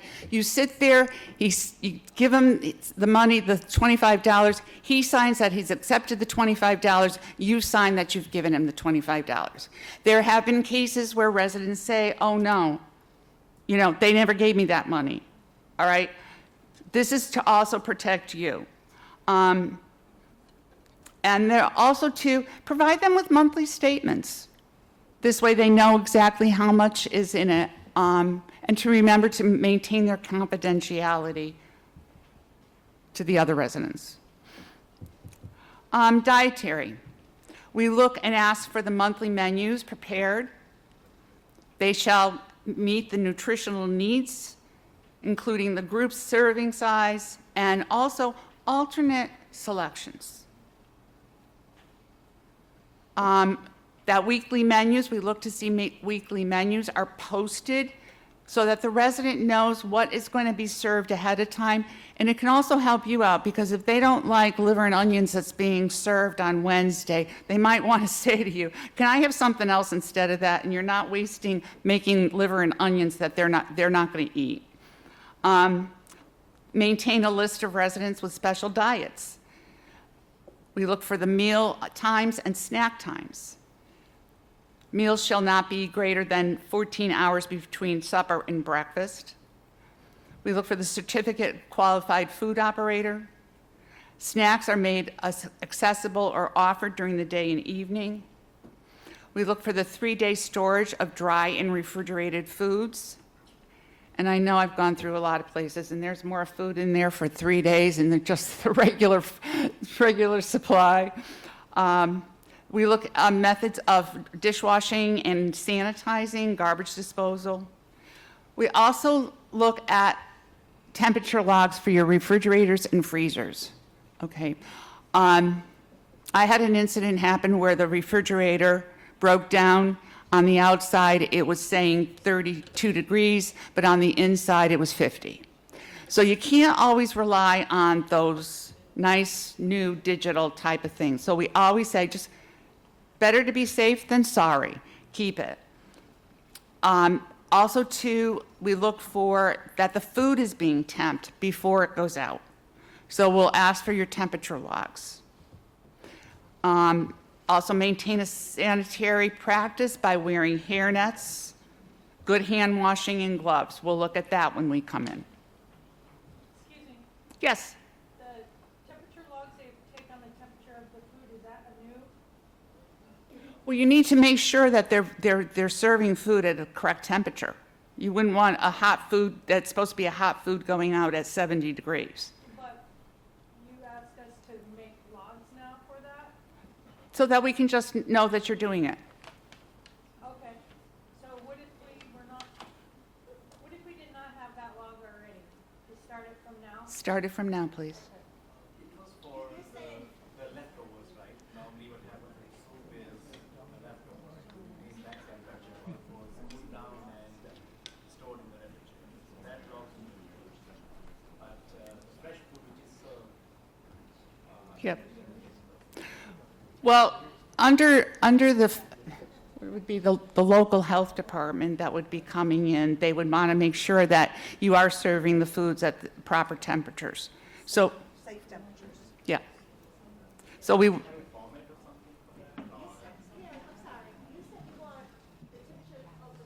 right. That's going out that meal.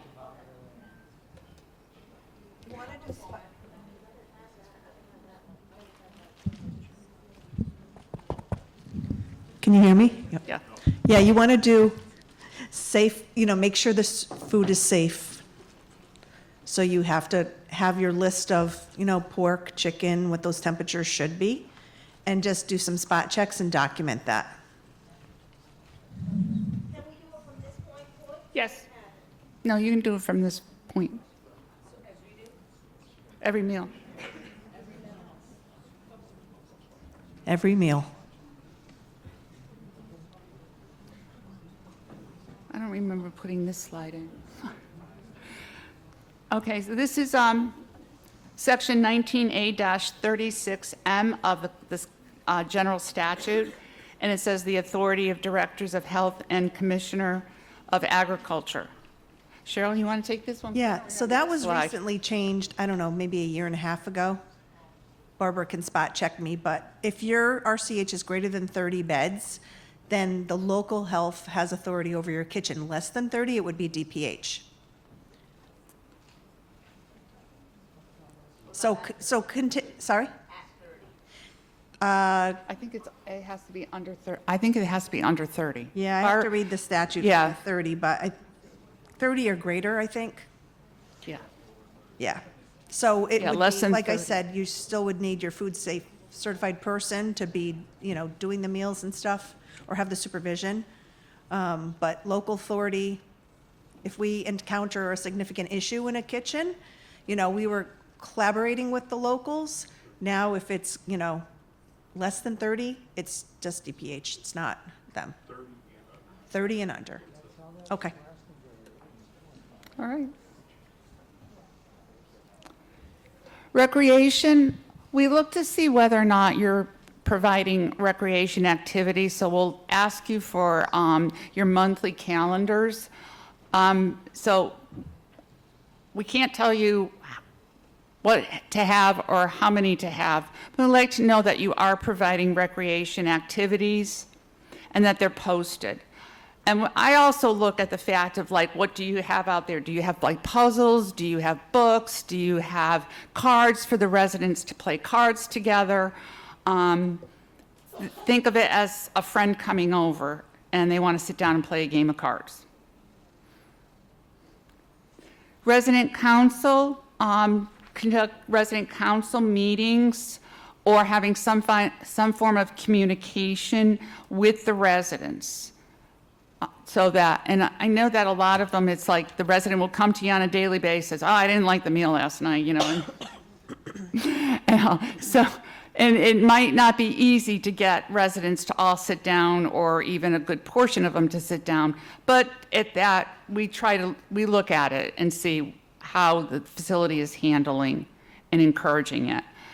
And that's why we'll say, do you have a grievance log? Because then maybe instead of having a resident council, they'll turn around and put it in as a grievance so that you can talk to them. And then maybe you can talk to all the other residents about it. It might be an issue that they don't want to talk in front of the residents about it, but they'll talk to you singly. Reportable events, okay. This is where we sent out the blast facts and we had some of the training that went on. It went into effect on December 16th, so now all reportable events will only be taken through the portal. I will not take them as an email or a fax. You'll get a phone call from me saying you need to register for the portal, here's the blast fax. And that's why Mike is out there in the lobby, so if you haven't, please do so. Even though you are turning around and sending one, you still need to maintain a paper copy for 3 years in your facility. And a reportable event is any accident, disaster, unusual occurrence, and significant med error, and they need to be reported within 72 hours. Now in the portal, because I've had some of them that have not completed all the information on it, I can't check off that I've reviewed it for, like say if Cheryl wants to go in, because Cheryl's my manager and she oversees the residential care home too with me. If she goes in and says, why haven't you reviewed this? Well, I can't review it because I have this documentation that hasn't been completed. So you need to fill in everything, because what I do is I get all these red marks that says information needed, okay? So, and you don't have to do it like right that day. I mean, if you want to just send it over, but please go back in and do it for me, or for Cheryl. Karen, I just want to piggyback on that. So if you do not receive a blast fax from us, that is our main way we communicate with you all. Please see one of us after the program. It's really important you receive those. Yeah. And if you don't recall getting the blast fax for the portal, just let me know because I will send you the blast fax. Staff, we look at, maintain an accurate list of the new hires within each year. And the Public Health Code says upon orientation, you will have a program that includes your safety and emergency preparedness, resident rights, food safety. You maintain this for 2 years after termination. Also look at behavior if they've been in service on behavior management, especially if you have a lot that have mental health, dementia, that you'll turn around and also do in-services with your own staff regarding that. New staff, we look at obtaining the ABCMS verification, and that is section 19A-491C of the statutes. That you maintain personnel files, we'll ask to look at personnel files. And you conduct annual evaluations so that you make sure that your staff are under, I think it's general conditions number 4, that the staff are of good temperament. Read on with that. And like I said, continuing education records. Policies that we look at too are your smoking policies, medication administration, safety and emergency procedures, abuse, resident rights, leave of absence, and infection control. These are basically for your staff. They need to know what abuse is: verbal, physical, sexual.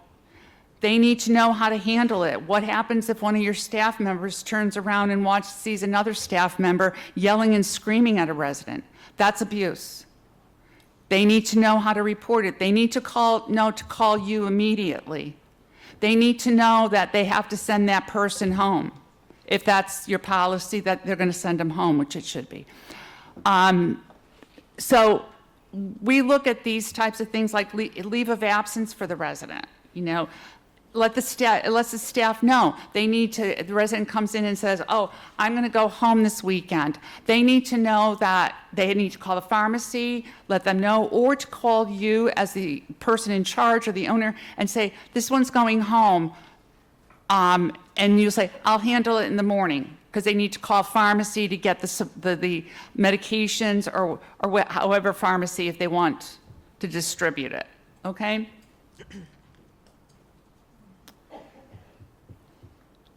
General conditions, we look at, maintaining a log. I went over that with the maintenance log, like how does the resident inform the staff that repairs are needed. And it's a good idea to have the document that they can document in there, because sometimes they turn around and tell a staff member who's sitting there preparing dinner, and the staff member forgets by the time they leave, and then the resident still has a clogged toilet. Environmental rounds, that's why we asked too, if the environmental rounds are conducted like on a monthly basis, do you go through and see what needs to be repaired? Proper heat, 72 degrees Fahrenheit, hot water temperatures, 110 to 120, that there's good lighting and ventilation, that there's housekeeping and maintenance services, and we look to see that there's a designated area for residents to smoke with the appropriate fire code receptacles. We are still seeing number 10 cans. And the plan of correction to a violation letter. This is in the letter that gets sent out with violations. There are 4 components to it. The measures that the institution is taking to implement are systemic. So they're repairing the items that we found, the chipped walls or whatever, and this and that. And that they're going to be doing, initiating environmental rounds. The date that it's going to be corrected. The way that the person in charge is going to monitor and make sure that, like say that temp logs weren't being taken of the refrigerators, okay? So you're going to want to do audits on it and make sure that they are being done every day, and also it would be like the person in charge is going to audit and the logs. And then the title, please, the title of the person that's going to be doing it. The person in charge, the facility administrator. It's not going to be Karen Gork, okay? And that is it for what I have. Yes. Clarifying question regarding specialty diets. Are you talking about puree and mechanical soft? Are you talking the specialty diet, mechanical soft, puree? Or are you talking about religious diet preferences? Well, I haven't really seen anybody come into an RCH when I've gone and looked at, their meals of puree diets and, or chopped diets. But if somebody did need to have their food chopped up because they do have a little bit of swelling, we're looking at the diabetic diet, the renal diet, those type of diets. So, 'cause- those are the ones that we see in the RCHs. Thank you for the clarification. My concern about puree and mechanical is Yeah. that would require a level of experience that the I think that would be a provider higher doesn't level have. of care, because the thing is that they would have to, if somebody's on a puree diet in a long-term care, that means they have a swallowing problem. And that means they need to be assessed. They get speech therapy in there and all like that. So I'm not sure if something happened during, I'd question it with if it's coming in on an admission. So, okay. And where's Barbara? I pass off the clicker to you, Barbara. One slide, that's all I have. And while I'm teeing up, I never need a microphone, but while I'm teeing up, Lynn, Shayna, and Rose, do you want it? Because I just have one slide. So, good morning, everyone. My name is Barbara Cass, and I am today, I'm the Senior Advisor to the Commissioner for Long-Term Care, but I've had a lot of roles at DPH, and I know many of you in the room. Lynn, Rose, Shayna, come on up.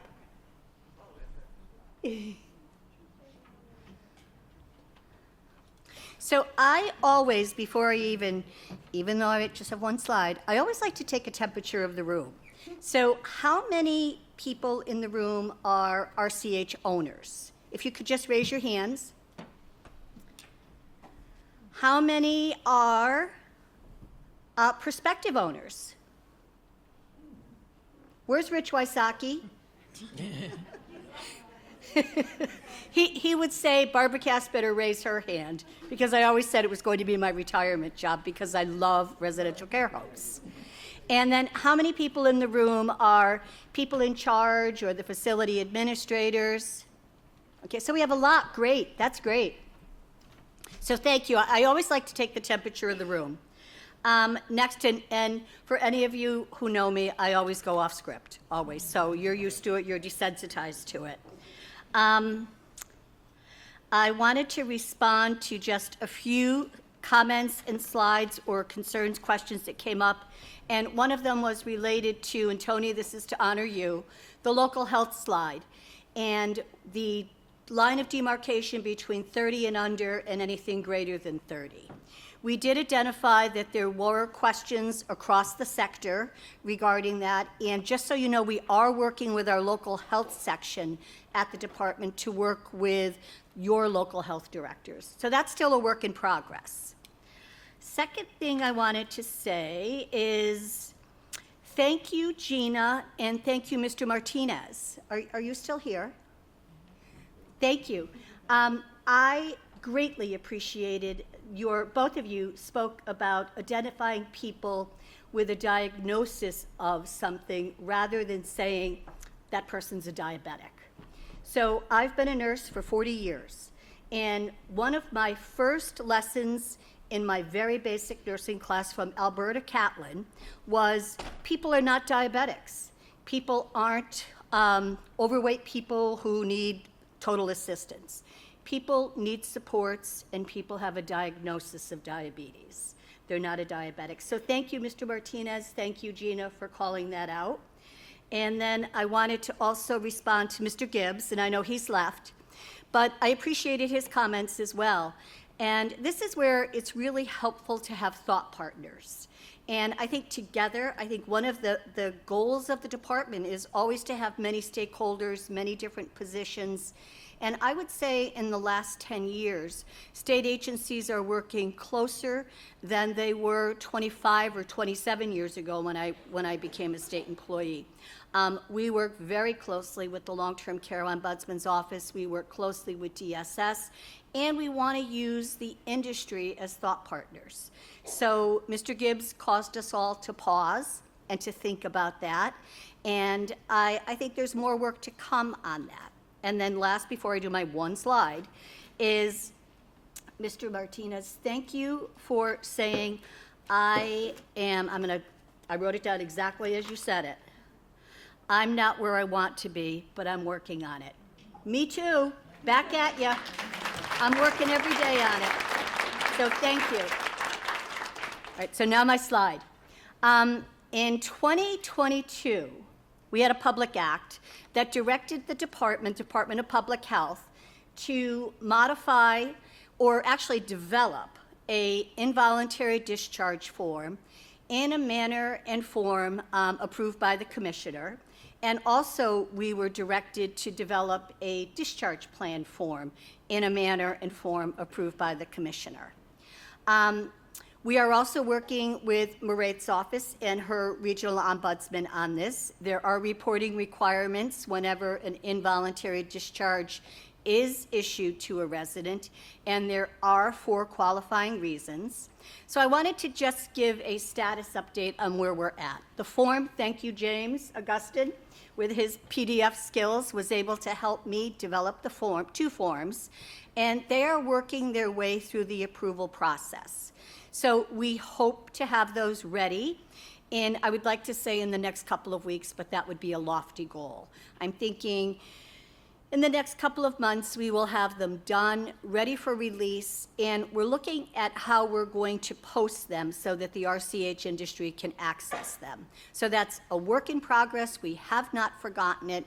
And then this this current session, there's also legislation that is proposing to add a few elements to that. So we are waiting to see how that works its way through session, and we will, if that passes, make those modifications to the existing form as well. So any questions for me about my one slide?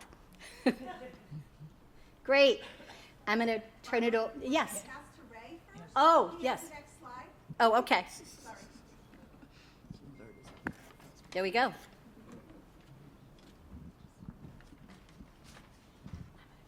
Right? I'm going to use this microphone because the thing that I don't need in my life is a riser. My name is Ray Casillas. I'm with the Building Fire Safety Unit. I see a lot of familiar faces here. And if I don't recognize you, I have probably heard your name, or you have probably heard my name, hopefully with no words before it or after it. But anyway, I'm here to talk to you about what we look at in RCHs. I also would like to thank all of you, because one of the things I say all the time is, it's not about you, it's not about me, it's about the people that we're taking care of. And I want to thank you guys for taking time out of your day to be here to better yourself and better your facilities for those people. It means a lot. All right, here we go. I also have one slide, Barbara. Fire alarm system, smoke detection, very important. That is going to be a semi-annual test, twice, okay? Once they're going to come in, they're going to do a visual test. Once they're going to come in and they're going to run through the system. And every 2 years, a sensitivity test on your smoke detectors. I know, I'm going to be brief. I'm not going to get into, all the details of it. This is why we have outside vendors that come in, because they know what needs to be done, okay? So rely on them and just check your stuff. And if you have any questions, as always, we are very approachable. You email, a lot of people have my cell phone, feel free. We're here to answer questions. Fire drills. This is an interesting one for RCH because you're only required to do 6, but 2 of them have to be overnight when residents are asleep, the way the code reads. You also have the ability to announce them. So, what is third shift? 11 to 7? Typical. 6 a.m. is third shift. Hey, listen, tomorrow morning we're all going to wake up early. Here's what we're going to do. We're going to have a fire drill, okay? Do them in like August, not in January, all right? Because how many people evacuate their building fully? Everybody's hand better go up because you have to, okay? That was a trick question. So everybody needs to evacuate the building. I have seen in some buildings that are multi-floored, a lot of people, hold on a minute, let me get away from these blue vest people. I see a lot of people on the 4th floor or 3rd floor in walkers, okay? Can't use the elevator. And that's on you guys to keep an eye on that. So people, obviously, as they get a little older, their needs change. So we're going to have to keep an eye on that and make sure that, you know, people are safe. Tony and I were in a building 2 weeks ago, and we saw a guy, and he was in a walker on the 3rd floor. And I'm like, this guy's never going to make it down the stairs. And we asked about it, and we were told, guess what? By the miracle of the Lord, this guy's walking down the stairs. He doesn't use a walker. I'm like, all right, hey, listen, it works. And we watched him. He walked down a set of stairs. So it does change. So just keep an eye on that. All right, so, and don't do all 6 of them in August. Spread them out, okay? We like to see that they're spread out. And they do work. Fire disaster plan, that's important too. I'm looking around the room, and I'm not going to point anybody out, but there are some people who have incidents in their buildings with fires. And those are the people you want to talk to, because I think that after they had the incident, they're very well versed into, wow, we really didn't have what we needed as far as, you know, a place to go, who to call, what to do, you know, what kind of documentation you should have. And the way I look at it is, in that disaster plan, you should be able to run your building from the parking lot. You should have your generator people, your fuel people, your food people, everybody in that book, their number, their name, whoever they are. There's never too much to have. Generators. All right. So what's required of the generator? 2 inspections. It's kind of like your car, okay? You go in and you get your car serviced. You get an oil change the first time. Next one, you get your oil change, your tires rotated. There's a major and a minor, level 1, level 2. Every different company calls it something different. Please, please, please make sure that when these vendors are coming into your building, they are leaving you a piece of paper that says they were there. It may not be the report, but at least it'll be a reminder for you, because how many times do we hear something and they say, yeah, we'll email it to you, and you forget about it, or it gets in a spam folder. Do something to leave yourself a reminder, and this is for all your vendors. We don't have monthly generator testing? I'm getting to that one. So this is where the vendor needs to come in and do it. But your tests need to be done and documented. Some places do it weekly because it's on automatic. Some places do it monthly. I like to see both. I like to see it weekly, and I like to see a load test run it on a load. It helps it run. It helps it, okay? Kitchen hoods. How many people have a commercial kitchen? Some do, some don't, okay? Everybody knows the rule on that. Everything's twice, right? 2 cleanings and 2 services of the Ansel system. So we got to make sure that they're getting in there and doing that. Sprinklers, quarterly. So every 3 months they're in there and they're doing what they have to do. And then annually, one of those tests will be the annual test. There are also some sprinkler inspections that are 3 years and 5 years, the internal inspections. So you're going to have to keep that documentation. I don't want to be the guy to say this, but I really don't need to see your sprinkler inspections from 1986. So feel free to purge the books, okay? We don't need to have all that. If you want to keep it somewhere else, you don't need to keep it in an immediate book. I would say if you keep 2 years in there, including your 5-year test, like on a separate piece, and leave it in there, that's going to be sufficient. Fire doors, annual inspections on your fire doors. Most of your buildings, if you have more than 5 fire doors, it's a lot. The code says that anybody could do the inspection as long as they're qualified. So some of you owners are handy, some of you have maintenance people. NFPA 80 is the document, and people think that NFPA stands for National Fire Protection Association. It doesn't. It stands for No Free Publications Anytime. They don't give anything away. However, if you Google NFPA 80 door inspection, you will find it's a 12 or 14. I was in the middle. 13 points of check, okay? So, I go to my fire door and I go do my inspection and I look at it and I see a hole in it. I fix the hole, door passes. Wrong answer. My door failed. I fixed it and now it passes. And the reason why is because when we come in and we see the hole in the door, we're going to be like, well, this is what happened here. So you need to document everything. Fire extinguishers. Not so much the annual inspection, but we see a ton of this. On the back of the tag, every month is there, okay? You need to go around and look at those and initial that you did it with the month, okay? Karen and I go into Howman Countless buildings. She's actually an honorary fire inspector. She's like, look at the extinguisher over here. But that needs to be done, okay? So that's where that spaces are back on the back. A lot of people don't do it. Please do it. Look at it. It's very simple to what you're looking at. So just take care of that. Call bell systems. They have to work. Test them. Use them. Without trying to go, we actually went on an inspection at a new facility yesterday, and they have a call bell system that is like geo-grid mapped. Like you could tell where the resident is within like 2 feet of the hole. It was amazing. I was like, holy cow. But you guys don't have that. A lot of you have older systems. So please just make sure they're working. Same thing with emergency exits and lights. All right, hey, listen, my building's 100% on generator. I don't need emergency lights. Guess what? If they're on the wall, they need to work. And you can't take them down unless the local fire marshal gives you the permission to take them down.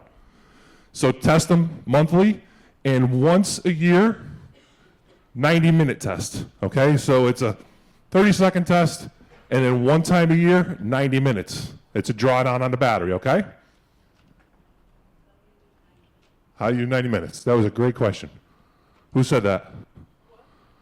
You have to be over 6'5", and you have to have one finger, and you have to sit there. No. There are ways of doing it. There's a way of hopefully they're on the same breaker, and you can pull the breaker, and it'll stop power to them, or you could disconnect the batteries in them. However, I don't know what you have in your building, but there are ways to do that.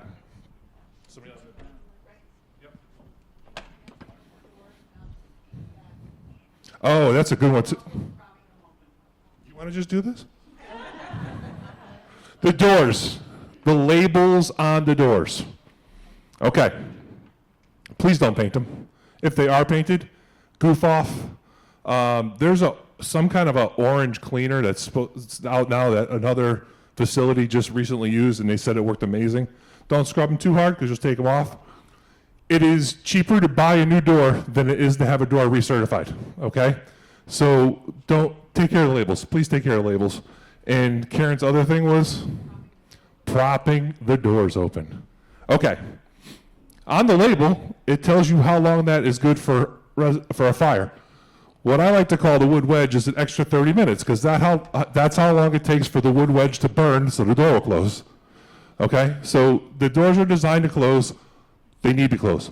If you need a door that's open, put it on a magnet. Alarm goes off, magnet lets go, door closes. It's pretty simple. I think that Karen did the inspection of the physical environment pretty well. The one thing that I see a lot, power strips, okay? Buildings that we're in are historical, or they were built back when not everybody had 3 phones, an iPad, whatever.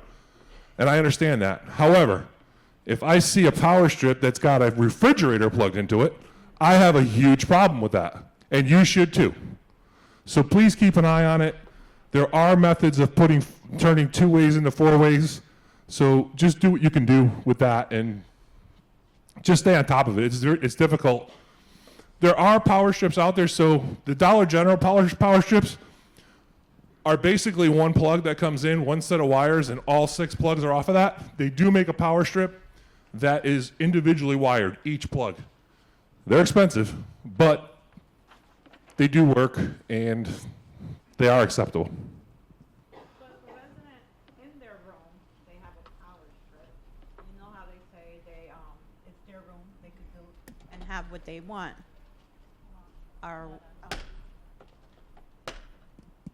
Here it comes. I've been waiting all day for this one. Go ahead.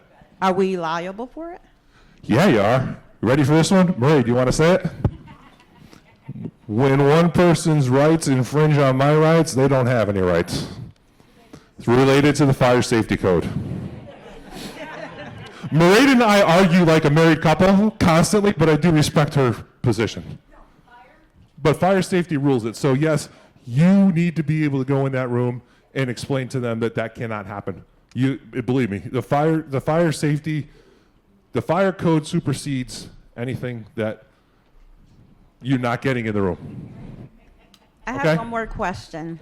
All right, you get 3. Use them wisely. All right, so if I go in the room, right, and this resident likes to have, their boxes and they're stacked up and, it's their room, right? Kind of like a little hoarder. Am I okay to go in there and say, hey, A, B, and C? Because what they're telling us is, no, this is their room. They could do what they want and have it how they want to. But are we going to get tagged or, because of it? So this is where the... And I understand that too. And I see it every day. So my recommendation to you on that would be to work with maybe like a social services person. I wouldn't go in there and be like, this can't be here, you got to move it. You need to be tactful and offer maybe, hey, let's get some bins. And if you want to put, and I know you made that face that I see I love that face. It was like, are you kidding me? And I get it. And there are problem people, and I get that. But I think that a lot of times I'll go into a place and I'll explain to them, hey, listen, this is dangerous. And sometimes it works, and sometimes it doesn't. And it's a challenge that I pretty much think everybody in this building faces every day. And I get it. You could also, I can't say that. Maureen wanted me to tell you to call the local fire marshal. I am a local fire marshal in a part-time job, and if you called me because someone had boxes in their room, I'd probably come and see you maybe 2027. Just work on it the best you can, okay? I understand it's never ending. Last thing, most important thing, after hours. So Mike Livornia's outside to sign you guys up on the portal, okay? Please, please, please copy that number down, okay? That's a very important number. Because I realize that in the middle of the night when something happens that a lot of you aren't there, and I don't want you to delay your response to get to a computer to type into a portal. Call that number, okay? There's 6 of us in our unit. 1 of us will be on call. You'll get the answering service. They will call us while you're on your way to, God forbid, any kind of emergency you have. We will also, Tony, I didn't include Tony on that because he's a supervisor, but all of us answer our phones, especially in the middle of the night, if something was to happen. And we dispatch pretty quickly. If we have to come to your place and I see a few faces where we've been to your place in the middle of the night, I don't want you to think we're there to give you a hard time. We have resources that you guys don't have access to, that we have. Heat, hot water, fire, whatever. We have a lot of people and a lot of resources that we can get there pretty quick. And the last thing I'm going to say about that is sometimes people don't want to report. Listen to me carefully. We know everybody. Okay? Ambulance drivers, fire chiefs, fire marshals, police officers. Our phones ring constantly. Hey, you ain't going to believe what I just saw. We get it all the time. Please, just call us. We're going to help you. If we can help you over the phone, we will help you over the phone. Don't not call us and have us find it later. because that doesn't work for anybody. All right? We saving questions to the end? Yeah. All right, saving questions to the end. Thank you all.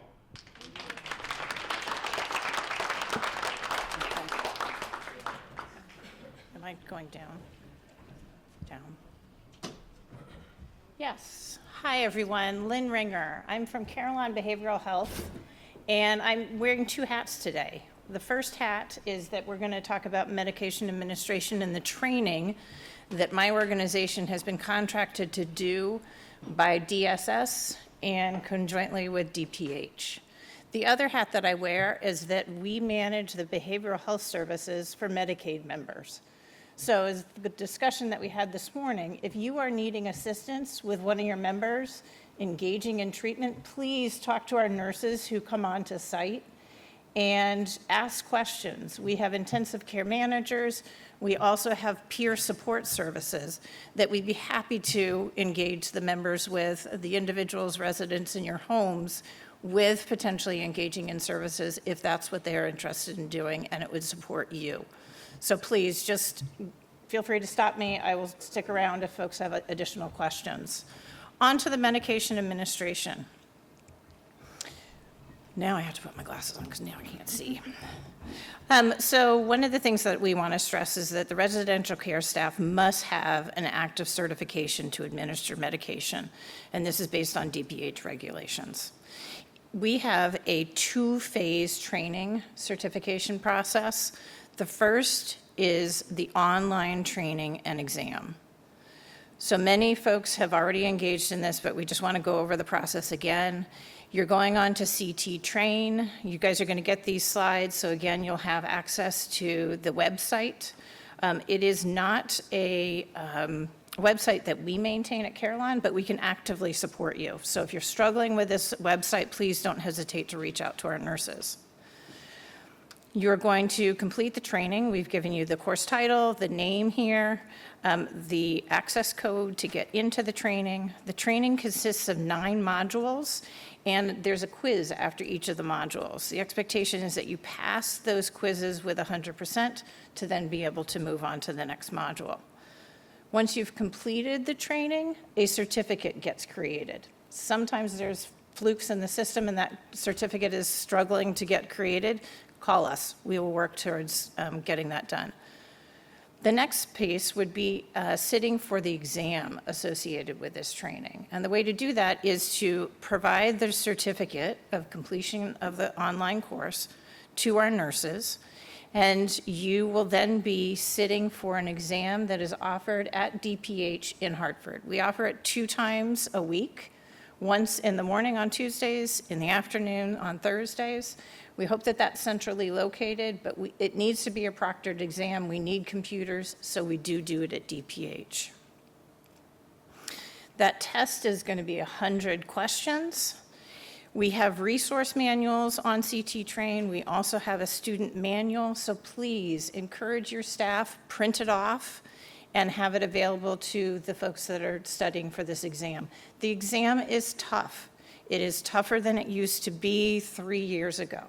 So please encourage your staff to actually sit down, give them time to study for this exam, because it's not easy. The expectation is that they pass it at 85%. The other thing that our nurses offer is we offer trainings. We offer them online. So your staff can be at the site with a computer and have access to our nurses who provide this additional training. They walk you through the modules. They ascertain kind of where are some of the gaps in the learning. They provide flashcards. So all sorts of support to your staff is available. Please take us up on this resource and this offering that we do. I'm going to turn over the next slide to talk about phase 2 to Shana. Hi, my name is Shana Gallagher. I know I've met a lot of you. I proctor the exams, and I also go out to the sites and do the pass and pours. I can't see this. Hang on. Here we go.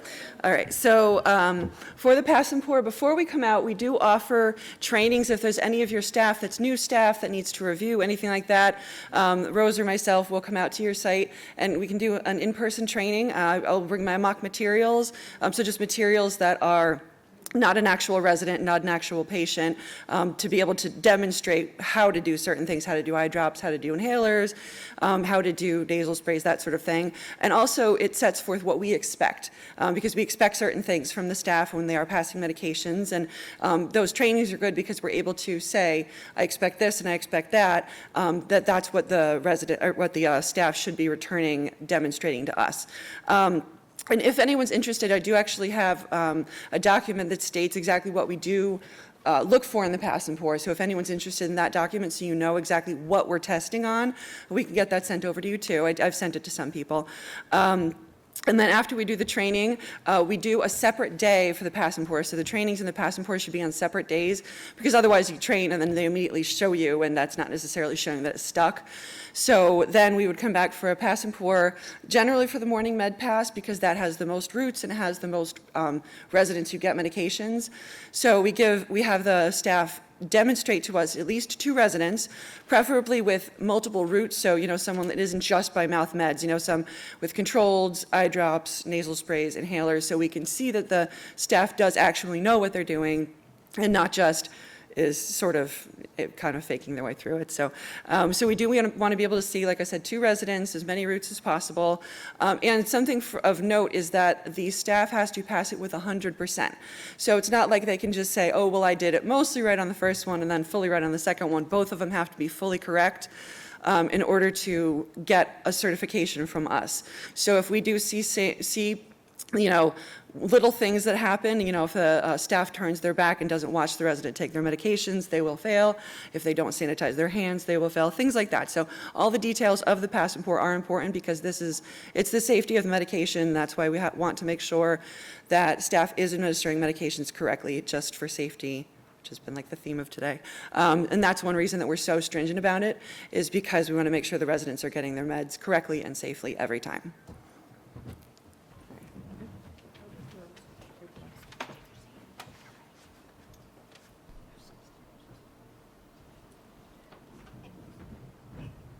Hi, my name is Rose Scott. I'm the other nurse that works along Shayna. Here to talk about certification, completing and passing phases 1 and 2. For the timing, the staff that completes both phases 1 and 2, and they must complete 1 and 2. There's some residential care homes that think that if their staff member completes the first phase, then that are certified, they must do the training online, do the exam at DPH, and then successfully complete the Pass and Pour.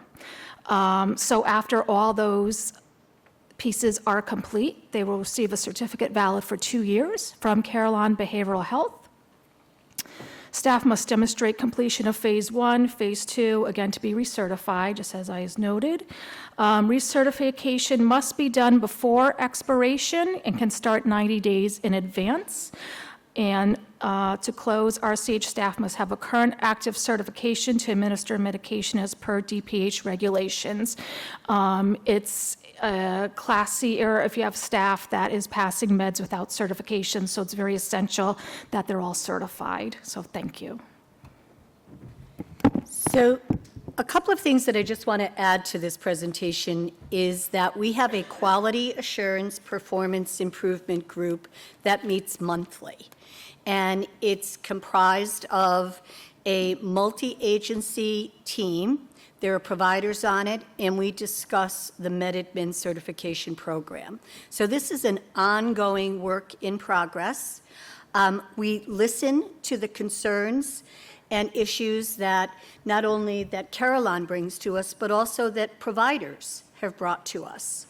We are currently in the process of revising the 9 modules. We have revised the exam twice. We heard loud and clear that there were issues or concerns with the exam where there were too many double negatives or there were too many calculations. We get the question often, and I know a lot of hands are going to go up about this one, is why 85%? Why do we need 85% to pass? Why not 82%? Why not 80%? I heard from a provider a couple of weeks ago that he had an individual that took the exam 4 times and was getting an 80%. So we're listening, we're hearing, and we're discussing as to whether or not is 85% where we want to stay. Do we need to revise that? Do we need to revise our testing? Can proctoring and exams be done at the local site? So I want to give everyone assurances that this is not a stagnant body of work. We are very dynamic. We're hearing, listening, and taking your concerns in and discussing them. So with that, questions? I don't see any. So I have a question. Hi. Hi. At one point you had... And it may be for Caroline, so I'll moderate. At one point, you guys offered the class to be certified, and you also had an open book test that, are some of our employees don't have the highest level of education, they can't retain it and everything, and we have reference books on site. But why was it changed that the open book policy during the exam was discontinued? Can I respond to that one? So here's where I would say to you, I did not have any awareness that there was an open book exam happening. Could that have been happening when there were private contractors doing it? I know Connecticut League for Nursing in the early 2000s was offering the exam, as well as Hancock Pharmacy. But when we went to our standardized approach, which really was a result of work that we did with DSS, we started towards the movement of an automated standardized test that DDS, DCF, and DPH use. We all use the same curriculum, and there is reciprocity across all 3 agencies for phase 1. Phase 2 is different at the other agencies. So I did not have any awareness that there was an open book test being provided. I would offer this comment. When DPH, DCF, and I'm not speaking for DCF or DDS, but our overarching uniform mission is that there be safe and quality medication administration by well-trained individuals. We have a high degree of confidence in Caroline and the training they're providing, and that has evolved based on comments that the industry has made to DSS. DSS has been very supportive of this program. So I answered the question in not 2 words, but many more than you probably wanted. Did not know that there was an open book test. I can tell you I don't anticipate that we would ever return to an open book test. This is a very serious function, and safe and quality care with qualified individuals is paramount. Hi, Deirdre Verbo with Just Like Home. Deirdre, Nice how to meet are you? Barbara. I'm great, thank you. 2 questions. I find... And it may be for Caroline, so I don't mean to hog the microphone. Sorry. Whoever it's for. I'm wondering why the test is in person in Hartford when it's pretty antiquated, and the room in Hartford, we've been there a number of times. The computers don't work. My personal test started an hour and 10 minutes late because of this. And most, even grad schools, have proctored at-home tests. It's very difficult I'm down in Lower Fairfield County, for my people to get to Hartford. It's a hardship. They're taking Ubers, and they don't pass the first time. And it's an hour and a half away. So it's a giant hardship. That's my first question. I think, even the ServSafe is done at your own office, proctored. My second question is, when I was told in the fall that you were looking into having, I do not take Medicaid, so I am paying for all this myself. I'm not entitled to anything that the other 94 RCHs are entitled to. So I've been told constantly that would be looked into, and I would just love it to be looked into sooner than later. So because it's really DPH specific. Yeah. So I can respond to both of those questions, Deirdre. So the current practice and policy is, as Caroline has indicated, and this is at DCF and DDS, that there's a centralized location for the proctored exam.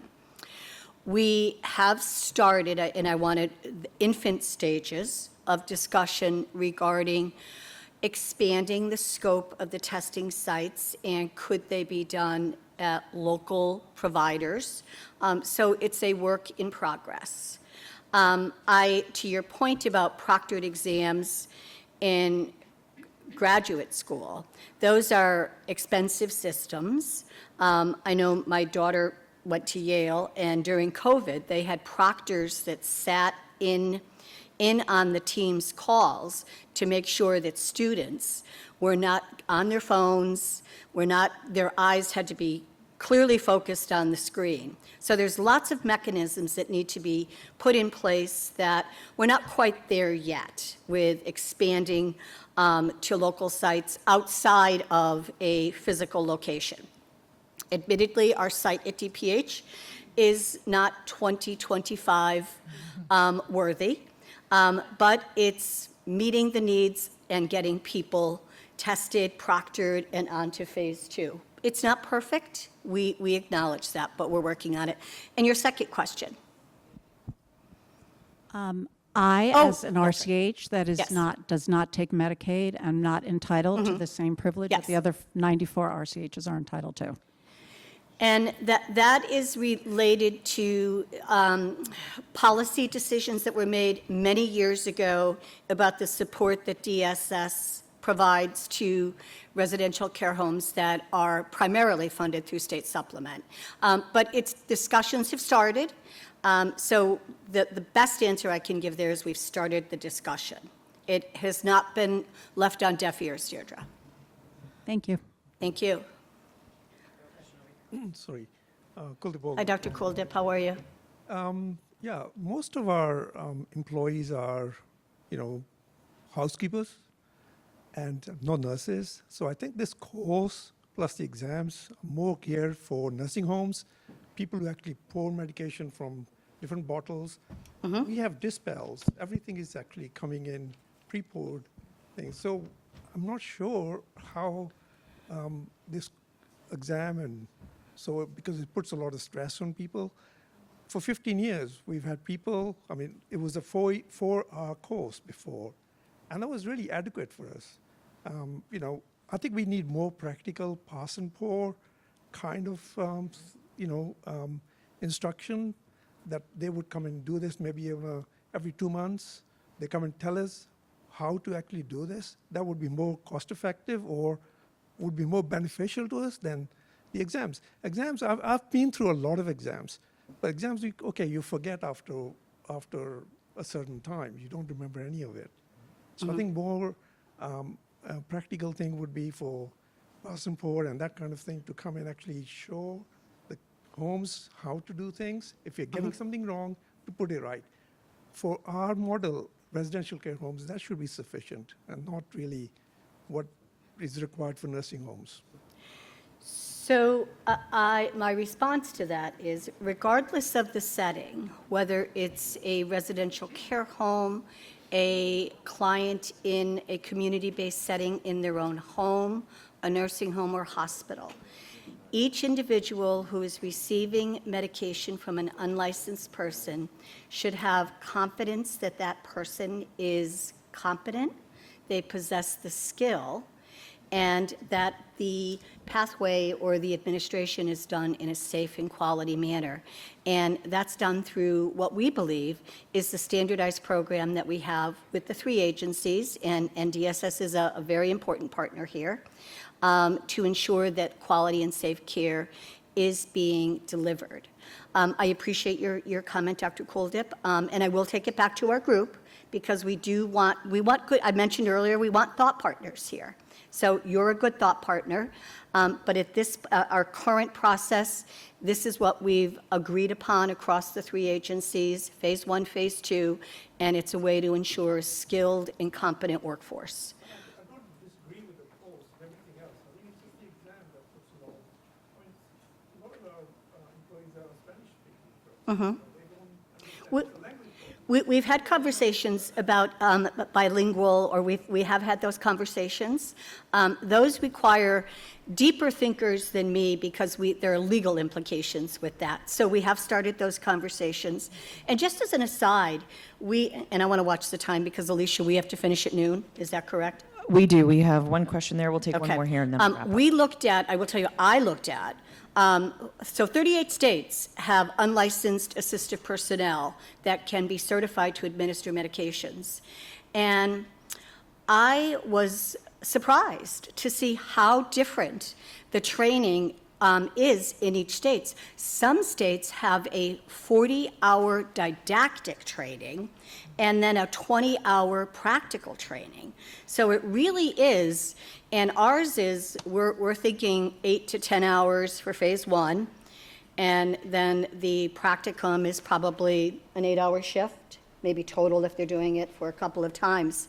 So we are looking at that, Dr. Koldeb. So thank you for that comment, and I don't want to lose, you were the first one. Hi. So I have spoken to Shana also about it and have brought it to her notice that it takes a long time for any employee to be med certified. It's sometimes been 2 months. I actually had an employee, and I won't say an employee, but she came and she actually refused to have a second pass and pour because it was taking so long for her. So I think they lose interest or whatever. But I just had a suggestion that if it is possible for whoever the authority is here to, when you certify the person and give the certificate, to have the name of the RCH in that, because what they're doing is for 25 cents, for 50 cents or whatever, they are going to another place and just leaving the job. And we take about 2 months to certify them. The moment they know that someone else is offering them something, they just leave. And then again, we are left with no staff but ourselves to come to the premises and administer the meds, which is not the ideal situation, but in times of need, we all have done it. So it goes back again to recertify and first of all, find another person, then recertify them, and then they walk away again. So it takes us so long always, and I don't know how the policies can be changed so that something of this sort can be that, okay, this is exclusively for this, and you cannot just walk away because we've spent time, energy, money, everything to certify that person. And so we can talk about that. If you have recommendations as to how to ameliorate that, we are happy to hear your thoughts on that.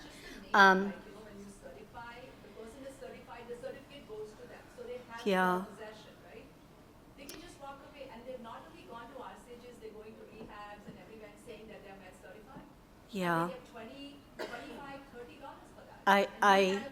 I absolutely hear the frustration and the gap that creates. I think we would need to consult with attorneys on that because there may be a legal right there, and I don't know, before I even get myself in trouble, I'm always getting myself in trouble with attorneys. So I think we need legal counsel on that one. Mm-hmm. Yes, yes. Mm-hmm. Or issuing the certificate to the facility rather than giving it to them. Because Mm-hmm. it's a proprietary because we are investing in that, right? Training and then. Mm-hmm. So as she said, right, the employee she failed twice in the second phase, 1B, and then failed once in pass and go. So next available date was like 3 weeks later. So that employee can't wait for 3 weeks to join us. And she can't Yeah. pass and go. So Mm, employee retention, and then maybe we can get the dates sooner for pass and pour rather than waiting for 3 weeks, right? So maybe we can go So your real life experiences are critical to this process.